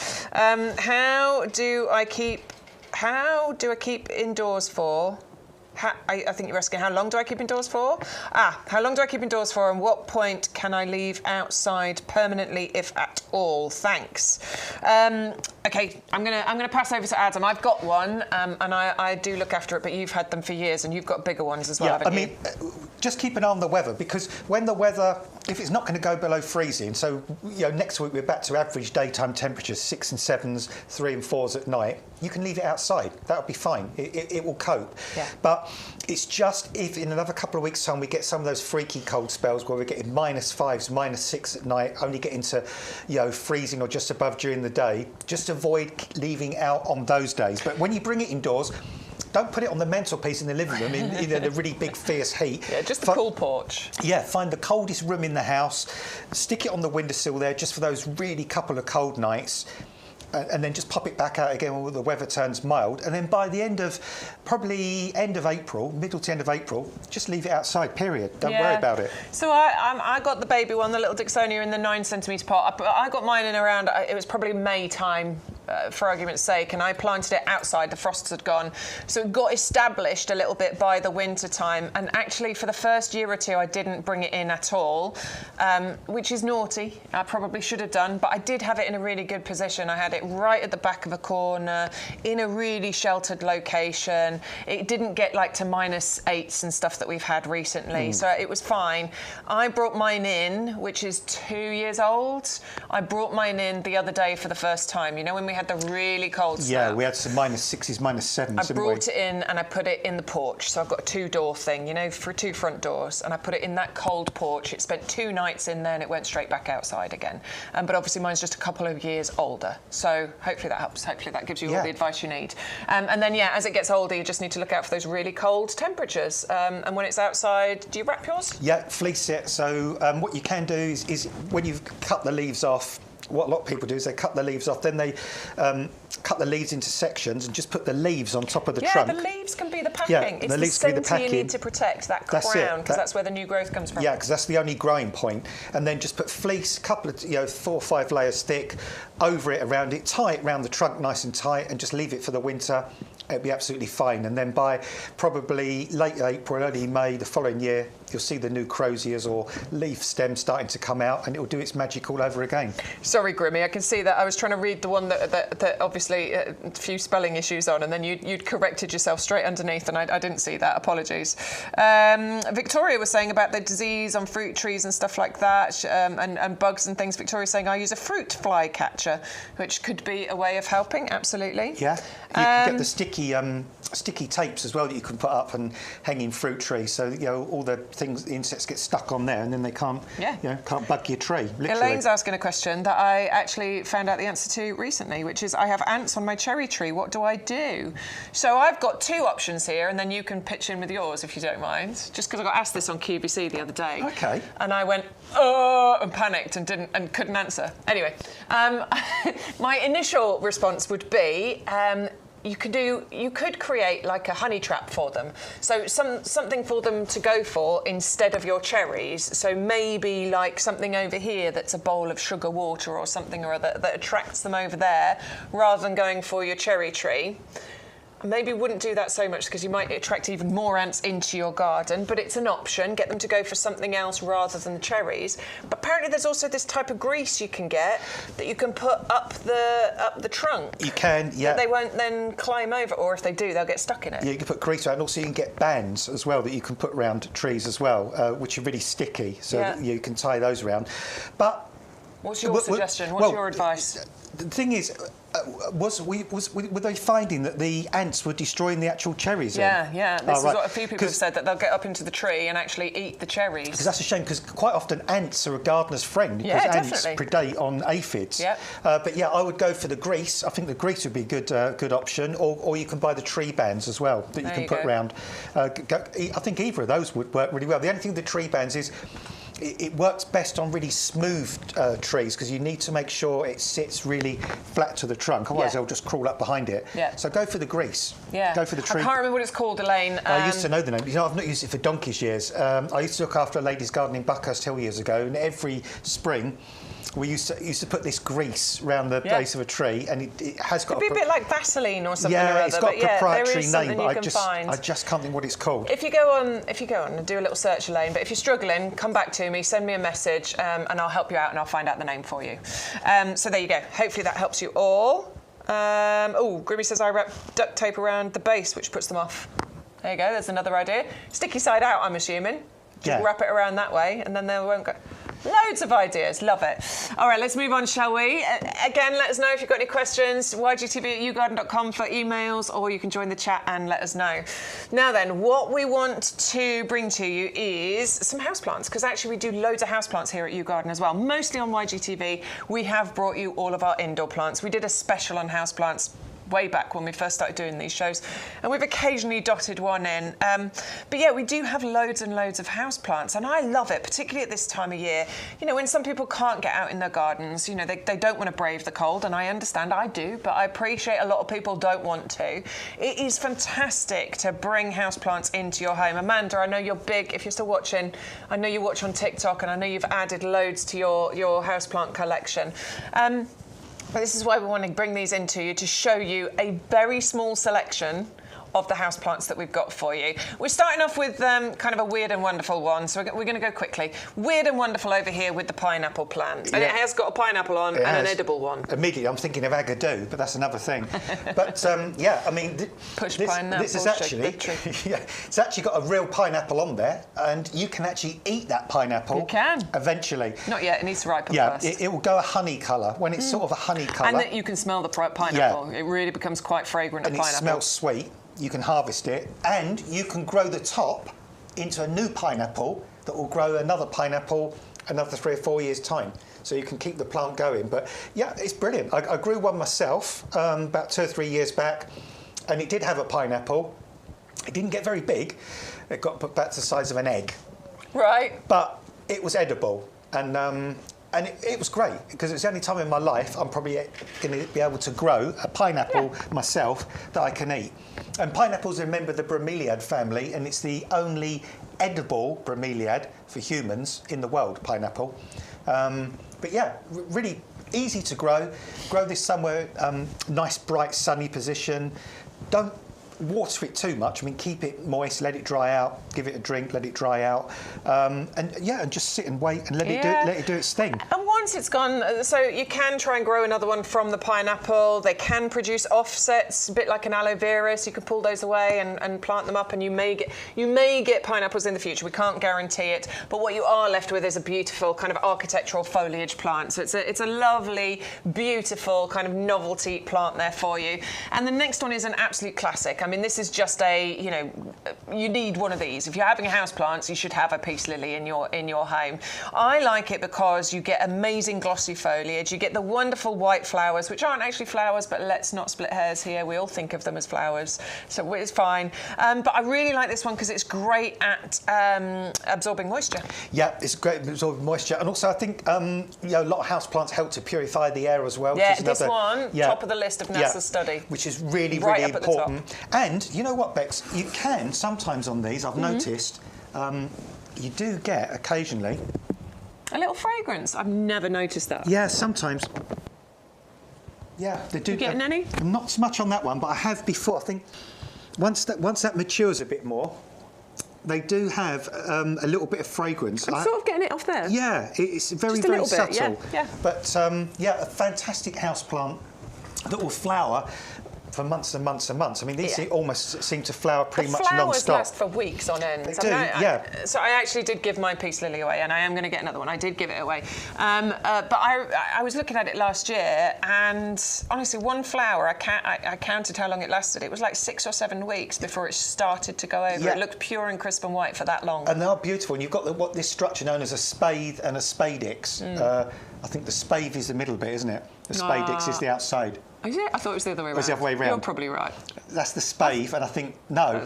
No, it's the other way around. The middle bit's the spadix, isn't it? No, I think that's the spathe and the outside's the spadix. Okay. Google it, Stu. Find out for us. We'll find out. I can't remember which way round. I normally always remember which way round. I can't remember. But a great thing about this houseplant is you always know when it needs watering. Yeah, it goes a little droopy. Oh, it seriously tells you, doesn't it? It just goes like this. Yeah. But I love letting it get to that stage, actually, because then when you water it, honestly, you go back an hour later and all of a sudden it's all perky and bright and happy again. But I've actually watched mine, because I've come home from work before and I've seen mine just all collapsing. I've watered it, and then give it 10 minutes. You sit and watch it, and you can see the leaves. Yeah, the leaves twitch, and you can almost spathe. I had it the right way around. The leaf is the spathe, and the middle bit is the spadix. That's right. The spadix. Yeah. Yes. So Yeah, so spadix is the middle bit. Yeah. For once, the one and only time I've got a tiny bit more knowledge than Adam. Really, really easy houseplant to grow. And don't grow this in full sun. Don't put this in a sunny. No. Actually, you can cope with lower light, this one. Yeah, lower light. If you put it in a sunny position, the leaves get really badly scorched. So grow it in a sort of don't grow it in really dark shade, but grow it in a shadier position. But if you want a houseplant, it's easy, lets you know it needs watering, flowers for months after month, disease resistant, easy to look after. Go for this. Yeah, go for it. Next one, we've got the Swiss cheese plants, the Monstera deliciosa, and this is a plant that I always sort of aspired to have, always wanted. Just never quite got there because I always thought, you know what, I just don't have the space for it. It can get quite big. But actually, this is really, really simple, isn't it? Because even though it can get quite big, you can prune it back and it will respond to that. Well, I've done that with my one. I had a variegated one that got to the top of the ceiling. And then I was tying it along the curtain rail, because we don't close our curtains at night because we're not overlooked. And then it just got too big. So you chopped it back? I literally chopped it back to that size. And it's reshooting, it's growing from the base. Yeah, this is what I like about it, because I always back. avoided having one because I just thought they're too big for me, for my family life, for what I want. But actually, you can maintain the size of these very, very simply. You can be brutal. And also, mine fruited. Did it? It did, yeah. Mine flowered. And the flowers are the same as on the peace lily. They have a spave and a spadix. The middle bit being the spadix. The middle being the spadix. I should remember that. Right, middle bit being the spadix. I always remember normally. I just like, today it's just like, I couldn't remember which way round it was. But yeah, they have very similar shaped flowers, but bigger, and then they set fruit in the middle, and the fruits take about a couple of years to ripen, and they are very, very delicious, hence the name, deliciosa, because they're really delicious sweet fruit. But this is a really easy, robust houseplant to grow. These will do all right in full sun. When I went to the island of La Palma in the Canaries 2 or 3 years back, we went there for a whole month, which was really nice. And the garden outside had these growing outside up a rock face, and they were in full sun all day. Nice. They didn't bat an eyelid. They loved it. So these do well in full sun indoors. When you read up about it, sometimes they say don't grow them in full sun because the leaves can get scorched. But if they're kind of used to it from the start, the leaves do sort of toughen up a bit. Yeah. But I mean, where these grow naturally, and they're quite a weird plant because when they start growing, you find the stem gets thicker as the plant grows, and eventually you've got this really tall plant with a really thick stem, but the stem that comes out the ground is almost only about as thick as really tiny, your little finger. I know what you mean, And that's the reason being is because where they grow in nature, they grow up trees. Yeah, they climb, don't they? So they climb. So they don't need a big stem to start with, and they grip onto that tree with those aerial roots.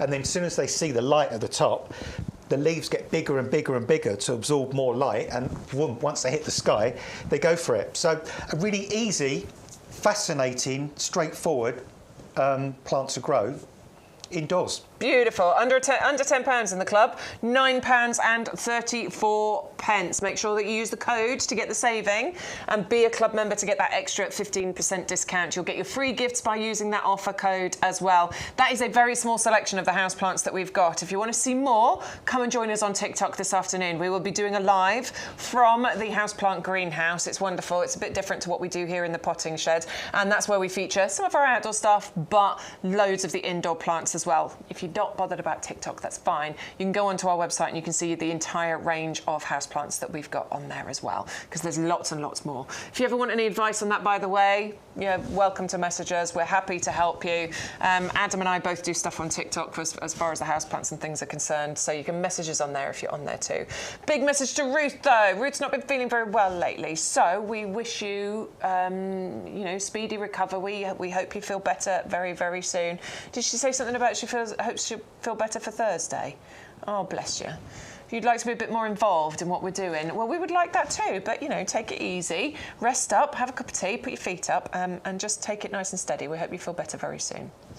Right, let's move on to the Imperator Red Baron, shall we? Great grass, this. I love this one. It's one of the most fascinating of the grasses that we do, and I think I love the pampas grasses, and I love those feathery plumes you get from them, but the colour of this, It's ridiculous. This is beautiful. And look, I know but this is interesting. Even at this time of year, I love it when it looks like this at this time of year. You know, when things have slightly gone over and you've got that kind of browns and those lovely textures that go on with them.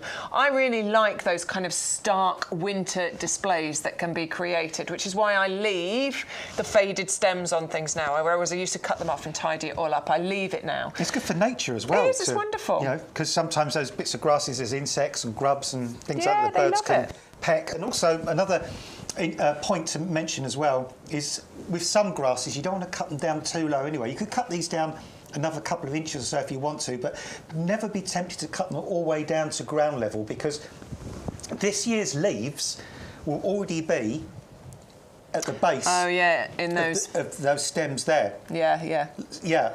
So if you cut right away to ground level, the new leaves that come through, they're all going to be chopped off at the top. Yeah. So you know, only cut these down to 2 or 3 inches. The new leaves will come through as they're meant to then. But what is ridiculously daft and hysterical and unbelievable about this grass is you tell your kids that grass can be bright red. Honestly, if you've got a 2-year-old or a 3-year-old and say, Mummy, Daddy's going to grow grass next year, and it's going to be bright red. They'll look at you like you're mad, honestly. But this is extraordinary, this grass, because the contrast between the bright red at the top and the lime green further down is amazing. And this grass will gradually spread. It likes quite a sort of a damp sort of soil, reasonably sunny position. But once you've planted it, just leave it and enjoy it. Yeah, and in the summertime it is bright red, and in the autumn it goes a lovely kind of burgundy deep colour as well. In fact, Stu and I went out into the nursery, it was back in like October, no, November, wasn't it? And these were the grasses on the floor at that point. It's late autumn and we're out on the YouGarden nursery, and we just had to stop to take a look at this Imperator Red Baron blood grass. And the reason we had to stop is obvious. Look at the colour. At this time of year, you get this beautiful, luxurious, gorgeous burgundy colour from here. But actually, there's so much to look at on this plant throughout the seasons. It first of all starts off a lovely bright green. In summertime, it turns a bright blood red, particularly if you plant it in a full sun position. And you can even get tall clusters of silvery, fluffy flowers on here as well. It's a perennial that's really easy to look after. So it dies back a little bit in winter time, and then in spring, all you'll do is give it a little trim, a little spruce up, just to tidy the plant up when you see all that new growth starting to come through. It's also a plant that over the years you will be able to divide and spread around your garden. You can see why this is one of the most popular, the most stunning of all of the ornamental grasses. It's winter hardy, it's easy to look after, and it's a total stunner. I loved that day, honestly. It was one of those really sort of coldish but wintry, bright, sunny days.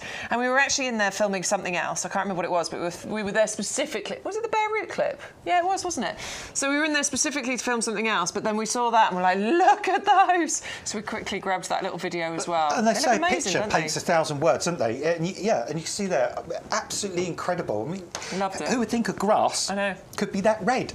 It's gorgeous. Mad. Highly, highly recommend that one. Pots or borders really doesn't matter, but you will have it for many, many years. Do think about joining the club today to get your extra 15% discount. Remember that you get a free gift included in every single order as long as you use the code that you can see on the screen, YGTV0325. You'll get the sweet pea seeds, the super scented sweet pea seeds, 50 of them added into your basket. But for this week, I don't know if it's going to happen next week, certainly started this week. You're also going to get a second free gift included in your basket, and that will be a mystery bag of bulbs, a free bag of bulbs. You'll know what they are when you get them. We just can't tell you what bag they're going to be before we send them out to you. So 2 free gifts included in your order this week. We're coming back onto the favourites table. We've only got 20 minutes remaining, so we're going to go nice and quick for you. But we've got the rosemary here, where you're going to get 3 of the 9cm pots. There's a really good saving here as well. We're taking £17 off the price. All 3 of them for £11 and 2 pence if you're in the club. And rosemary is a brilliant plant for the garden. It is a brilliant plant for the garden. And don't just think about putting rosemary, this particular rosemary, in the herb garden. Plant this in your hedge, not in your hedge, in your shrub border, or for create example. A hedge out of it. Or create a hedge, create a hedge out of them. But this is such a beautiful shrub in its own right. This would look great in the hedge, as a hedge or in the shrub border. Got on the loop there. Gorgeous, gorgeous blue flowers on these as well. Pinky blue flowers, that incredibly fragrant foliage. Obviously, you can eat. You can, put in stuffings and on chicken and all those kinds of things as well. You can trim it. You can shape it. You can let this grow into a more of a kind of a loose kind of shrub if you want to. The pollinating insects are going to adore this. This is a great, great plant for pollinators. It's super, super drought resistant. It grows in really poor soil, rosemary, as well. It's not fussy about soil. So if you've got really stony, sandy, awful soil where everything else struggles to sort of establish itself, providing it's sunny and well drained, rosemary will love it. Definitely. It's a wonderful plant. I've got one in my garden, but you're actually getting 3 of them. You can multi-order as well if you want. So if you want 6 or 9 or 12, obviously, just add more of those into your basket. Create a wonderful hedge or border from it. It'd be fantastic. 750063 is the item number if you want to go for the rosemary. That's Miss Jessup's upright variety. Next, we've got the rhubarb, and this has been I've been really loving talking to you about rhubarb because it's one I know. It's one I've grown myself for many, many years now, and I love it. I think it's brilliant for any ability of gardener. It doesn't matter if you've never planted anything before, but you fancy giving something a go. I would recommend this because it's easy. Yeah, it's really hard to go wrong, Stu. You're right. It is so easy. Plant it somewhere sunny. Free draining soil is recommended, though I've got clay soil and it does okay there. But a nice sunny spot and keep it well watered, and you will be rewarded with a really pretty plant. For almost minimum and input. Yeah, give it a nice mulch of organic material around the base of your hills, well-rotted manure or garden compost or something like that. And you're going to be, well, the rhubarb will outlive you. I mean, honestly, the rhubarb just grows year after year after year after year. You can force it in the spring if you want as well, which means you just put like a bin or something over the top of it to start with. And that will force some of the stems to come through earlier than normal.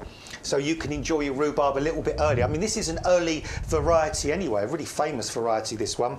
And then once you've forced it to start with, then take the top off, let it grow normally, and then harvest it as normal. Don't take too many off of it in the first year because it needs those leaves to photosynthesize and establish itself. But thereafter, every year, year after year after year, you're going to get that fantastic rhubarb with, say, minimum input. Minimum. Honestly, Yeah. It's so easy. And they do flower as well, easy. sometimes, rhubarb. Yeah, they do, though you should cut the flowers Yeah, off. technically. But I mean, if it's got to the point where the rhubarb has got so mature anyway that it's not really harvestable, you can leave the flowers on just for the drama of it. True. But yeah, in theory, you want to cut it off because you want the production in the rhubarb, not in the flower. Do you remember rhubarb and custard? I do. Yeah. Remember those sweets as well, the rhubarb and custard sweets? Choosing your head now, isn't it? 310072 is the item number if you want to go for the rhubarb Timperley early. Next, we're going to give you the rose of the year 2025. Super special, absolutely gorgeous, gorgeous rose here, and it has won the accolade of Rose of the Year for 2025. I want you to get this for yourself, but I also want you to consider buying this as a gift for somebody, because that name, You're My Everything, that's a perfect gift, isn't it? It is a perfect gift, especially for Valentine's Day. And it's a hybrid tea, so you've got those lovely long straight stems with those great big flowers. It's repeat flowering, which is good. So you're going to keep getting flowers right the way into autumn with this as well. And it's fragrant. And look at the colours on that. I mean, that is such a beautifully, beautifully coloured rose. I'd almost call it a bit of a bicoloured rose. I mean, look at that picture there. At one point, you look in the middle, it's got yellow. It's got sort of yellow colour into the base of the petals. Then as they open out and mature, they turn that beautiful, beautiful, pure white. Whoa, this is an absolute stunning rose. The new foliage comes through really, really bright red before turning green. This has got a high disease resistance to it as well. It's quite a compact sort of rose, so you can grow this in a large pot if you want to. But if you're going to plant one rose this year, plant this rose, because it really, really is a rose with all those attributes. And when you plant it in the ground, don't plant it as you see it in the pot here. Just make sure the eventual soil level is about, so the top of Bex's finger is where you want the soil level to be. So that bit beneath, that knuckly bit as I call it, or the union, that needs to be below ground level. And sort of tread it in with your feet lightly as well to make sure it's bedded in bring the soil up to that final level, give it a good drink, and it'll flower for you this year. A plant like that will definitely flower for you this year, without a doubt. Yeah, definitely. I've planted multiple bare root roses. I'm glad it's just me today. And yes, you will get some roses in the first year. Absolutely, they're fantastic, and I love that one. I have no more room, but I really want that one as well. You've got room. 531185 is the item number if you'd like to go for the rose. You're my everything. It's $16.99 if you're a club member, which is a brilliant price, honestly, for a rose that's won Rose of the Year this year, but is also in a pot as well. Right, next up we've got our winter clematis collection, and I just want to refer to David, who got his infinity planters, but he's got the collection and he's got the trellis waiting for the clematis to go on there as well. So you can see those little infinity pots there just in front of that seating area. You can see that lovely archway at the back there, and that's where his clematis are going to go. So that's going to be a beautiful corner of the garden. That's really nice, David. Thank you. So in this collection, you're going to get winter flowering clematis that is also evergreen. That's crazy. That can't work, surely, but it does, doesn't it? Well, it's almost like we've taken a clematis from midsummer and decided to do what it's meant to do in midwinter, because not only is it evergreen, it's actually flowering in winter time as well. And there's 3 varieties in here. Freckles is, I know I'm not meant to have favourites. Freckles is my favourite because it's got those sort of pink sort of freckles all over it, or speckles. We've got the pure white one as well, and then I love the one that's got the sort of the green sort of centre to it. That's the early sensation. Early sensation, isn't it? Yeah, with the green, limey green centre. 2 of them have got an award of garden merit. That's the Wisley cream you're looking at there. Yeah, from the Royal Horticultural Society. So that tells you these are incredible plants. And they don't really need pruning, these. You can pretty much just leave these to do their own thing. You get the odd straggly bit, you can tidy it up after it's finished flowering. But all you need to do with clematis really is keep them really well watered, keep them fed, keep the roots nice and cool. And other than that, just enjoy them. Yeah, but so easy. Yeah, and these will just bring you joy and colour at this time of year when we so desperately need it. And months of it, which is brilliant. 550372 is the item number for all 3 of those wonderful winter flowering evergreen clematis. Use the code YGTV0325. That's how you get that £12 saving, and do join the club. I know I keep banging on about it, but it's an important thing. That's where you get all those extra savings, 15% discount, plus the other vouchers that get sent to you in the post as well.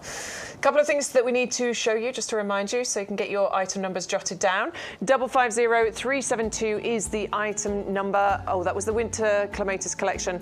The one we're showing you right now is the heather collection. That's the 4 seasons, and it's 511622 is the item code.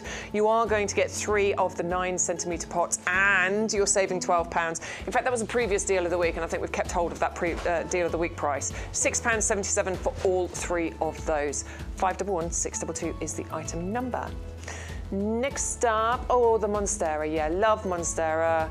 Monstera deliciosa. I mean, that's it grown on a little bit. The one you get will be a little bit smaller. But you are getting a plant that is beautiful, that is luscious, that's got fantastic, shiny, glossy green leaves on there. They're heart-shaped like that, and they're solid when they're young. But as it reaches maturity, that's when you get those distinctive fenestrations, the holes in the leaves, giving it its name of the Swiss cheese plant. It's in a 14cm pot, and it is saving £4 on there.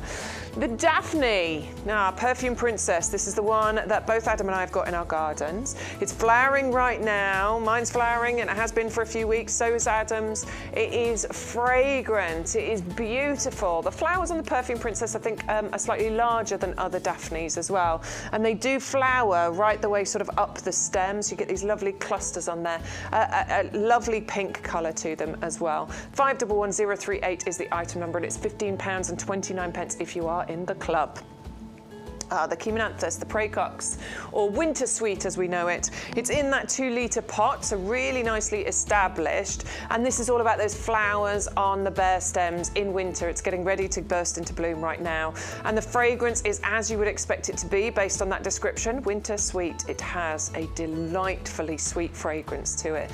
It'll get nice and big as well. You know, it can get sort of a couple of metres kind of height and spread here. So cutting stems of this, particularly as it gets bigger and, you know, you're not ruining the look of it outside by doing so and bringing those indoors, that will be amazing, won't it? I'm all about fragrance in the garden at the moment, really enjoying that. 510536 is the item number if you'd like to go for the Chimonanthus. If you want to check out everything that we've selected for the show, go to YouGarden.com, click on the Live Now button. It'll be at the top or at the bottom, depending on what you're watching it on. And then you can go and you can scroll through all of the items that we have selected for the shows today. I love that still. You must have been saying something hilarious then. So that's all of the items that we've got selected for the show today. You can, of course, go and search the entire website. You don't have to just shop with our YGTV selections. You can buy anything on the website. All I'm going to recommend is that you use our code. You can see it on the screen there, YGTV0325, because that's how you get your free gift. That's the Blooming Fast Super Scented Sweet Pea Seeds. There's another free gift that'll get added into your basket, which is a bag of bulbs. It's a mystery bag. You'll know when you get it, because it will be labelled, but we can't tell you what it'll be. It's a mystery. So that'll get delivered to you as well. And you never know, you might even unlock some other deals and savings and things, because sometimes they forget to switch them off. So you just have to enter the code in order to see if you can get any special extra savings on there. Right, we're into the last 10 minutes, so we're going to just whip round a couple of things to give you a reminder. You have been loving the Grow Your Own today, and I'm really excited about that because we've got loads of them. And do you know what? There is room for Grow Your Own, and particularly when we're talking about how you can mix these in with your flower beds. And this one doesn't get massive, does it? You know, you can easily find a space for the, what's this called? Honeyberry. Yeah. This doesn't need to just be put in a fruit garden on its own. I mean, in our front garden at home, John planted this in the front garden, and it's fantastic. It's great. I mean, last year, it was about this height, and it started fruiting last year. Yeah. It's about this height now, so it's almost doubled. Wow, it's gone big then. Yeah, it's pretty much doubled, yeah. So yeah, it's been fed, it's been watered. Amazing. And it just has these incredible fruits. It starts off with little white honeysuckle flowers, which are nice in their own right. But then you get these really unusual purple fruit. I mean, they are seriously purple as well. Like elongated blueberry. Really sweet. Really sweet, delicious. Yeah. I love them. And a great replacement, if you like, for blueberries as well. Because, if you grow blueberries and you've got acid soil, you're fine. But obviously, if you haven't, you need to get the ericaceous compost. You need to grow them in pots. If you don't want to do that, these don't need that. You can plant this practically anywhere. This is a member of the honeysuckle family, so this is tough. It will grow in pretty much any position, any soil. It's not really fussy, but it will produce these incredible fruits that are great to have with your breakfast, put on your Weetabix, put on a pavlova, put on top of a trifle. Just something really different, unusual. You've got friends coming round, family coming round for the weekend. Sprinkle some of these fruits over pancakes, and they'll go, what's those? You'll be able to freeze them as well, just like blueberries. Blueberries freeze perfectly, and you'll be able to do exactly the same with honeyberry. We've been bringing it to you for a while. It's always been popular, but I think that price today is what's pushing it to be even more popular. £5.94 if you're in the club. That's what I would be expecting to pay for a 9-centimetre pot, but you're getting a 1.7 litre, a much more established plant, so much more likely to give you more fruits earlier on in the process. 310070 is the item number if you'd like to go for that. They're self-fertile. You don't have to go for two. It will help though. If you plant in multiples, you'll get even more fruit production. But if you just want one, that'll be fine. One of the other Grow Your Owns we've got is our potato kit. And in here, you're going to get 3 different types of potato: Charlotte, Rocket, and Desiree. So you're getting a salad potato, all-rounders, a bit of a new potato-y variety in there as well. But plus, you're getting your grow bags included. Super strong grow bags. And when I grew potatoes, this is the kit. I grew them in the bags. And they grew brilliantly. It's easy, and all you need to do is put a layer of compost in the bottom of the bag, sort of about 4 or 5 inches, 6 inches of compost in the bottom. Lay your potatoes into that compost. By then you would have done what's called chitting the potatoes, so you'd have got them to produce little shoots already. Just cover the potatoes up. You could just bury those shoots just a little bit below if you want to. But then, as the stems start to grow up, just chase those stems up to the top of the bag with the compost. So every time you get 3 or 4 leaves above the compost, put some more compost around till the stems get to the top. Just leave them at that point. Keep watering. Keep Make watering, sure you yeah. keep them well Watering's really, watered. really important. Potatoes really like water. They do, yeah, absolutely. And you'll see those that growth on the top will flower eventually. Once the flowers have gone over and the foliage starts to go yellow and collapse and wilt a little bit. You can see when it happens. Yeah, that's the time you can harvest your potatoes. But you don't have to harvest them straight away. You can harvest them straight away then if you can't wait. But if you want to keep them, just chop the tops off and then just take the bags and put them somewhere dry. So the compost doesn't stay permanently wet. And you could probably store the potatoes sitting in that compost for months. In fact, I've even heard of somebody, I think it was the Charlotte one, they took them right up till Christmas somewhere. Yeah, and then they harvest them for Christmas Day. I can't guarantee they will last that long, but they will last a good while, even once you've chopped the foliage off. All you've got to do, tip the bag upside down, and then all the spuds come out, which is really, really fantastic fun. There's no digging involved. This is the important thing. There is no digging involved, and that is the best thing for a lot of us. Normally, planting and digging up potatoes, that is back-breaking, and there is none of that with this kit at all. Plus, you can grow them in the smallest of spaces because all you need is the size of the bag, you know, in a nice, sunny spot. You know, south-facing. Mine were right against the conservatory windows there, which is the south-facing side of the garden. 350058 is the item number if you want to go for that. You're getting the 3 grow bags and you're going to get the potato tubers included in there. Carrying on with the grow your own, of course, we have got our mini orchard as well. There are 3 favourites included in here. One of them is the apricot, but you will get your 3 favourites included, which is the apple Braeburn, the pear conference and the plum Victoria. So apple Braeburn, probably the most popular apple in the UK, and it's the same with the pear and the plum as well. And these work out at £6.80 each in the club. And I do want to point out to you, these are not whips, because you see them being sold in the supermarket, don't you, those whips? Yeah, no, these aren't whips. I mean, these are proper, I mean, these are almost kind of what they call feathers. I mean, even beyond that, really. These are properly branched fruit trees, and they're on dwarfing rootstocks as well. So that means they want to get big, but that rootstock acts like a gastric band. It won't let them get big. It will keep, so these only get to about a couple of metres tall, 2.5 metres tall, so easy to pick the fruit, easy to check for pests and diseases, as somebody was asking earlier on, easy to grow in. You could grow these in our 30-litre black pots if you wanted to, or of course you can plant them straight into the garden, but just a fantastic way of growing fruit. And although the trees themselves are small, you're still going to get proper sized fruit, and a lot of fruit on these as well. Yeah, absolutely. That is fantastic value.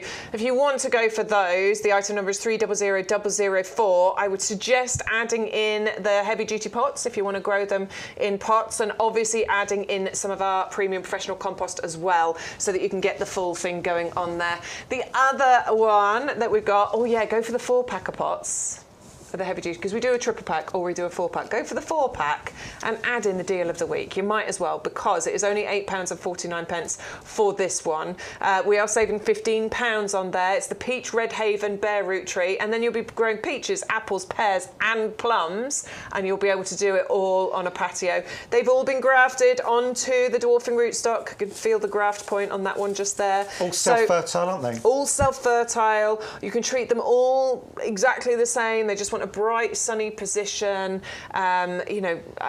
keep them well watered. I'll tell you what we've forgotten, Bex, as well.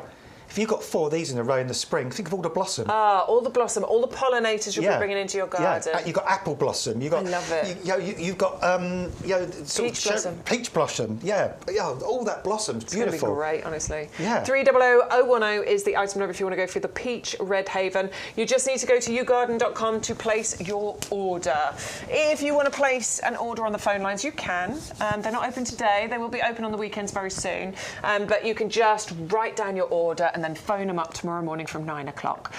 Do give them the code though, YGTV0325. Make sure you give them that code so that you get all the savings. Right, Stu's put a basket together. He's got an order of compost, 4 heavy-duty pots. He's got his mini orchard in there. We've got the Peach Red Haven tree. Of course, the honeyberry. You can't not when it's that price. And so without the code, let's have a little look. Right, so we're paying £125.91, plus we're paying £8.99 postage. We do charge £8.99 on some of the bare roots because they're bigger and all the rest of it. But let's have a look what happens when we put in the code YGTV0325. Apply that code. Ooh! Now it's gone down to £88.92 instead of 125. We're saving more than we're spending. It's at 93.97 pence saving there. No delivery cost included. And look, if we joined the club today, it would pay for itself. It's £10 to join the club on the auto renewal subscription, but you lock in that price. So if and when we put the price up in the future, you will only ever pay that £10, okay? It locks that in. But we're now a club member for a full year. It's a one-off cost, and we've saved on that first order. And then every single time we place an order in the future, we're going to save 15% on that. Plus, we're going to get £20 worth of YouGarden vouchers. Plus, we're going to get 2 postage vouchers worth £6.99 each as well. Wow. So there are so many reasons to join the club, isn't there? Right, we're going to go disappear. We'll be back on TikTok this afternoon. Come and join us on there. Whoopsie. We'll be on there from 1:30 till about 3:30. If you're not bothered about TikTok, then we'll be back on Thursday next week. I can't remember. I think it's me and Sean on Thursday next week. Is it me? It's me and Adam on Thursday next week. So come and join us on Thursday. A special guest director's coming in. Stu's having a day off. So come and join us then. It's been really nice to have your company. Thank you so much. If you want to go and join Sean, by the way, he's on QVC right now, I believe, for another half an hour. So go over and have a little look at him. Thanks for your company. Thanks for your comments. Thanks for your orders. We'll see you very soon. Mwah.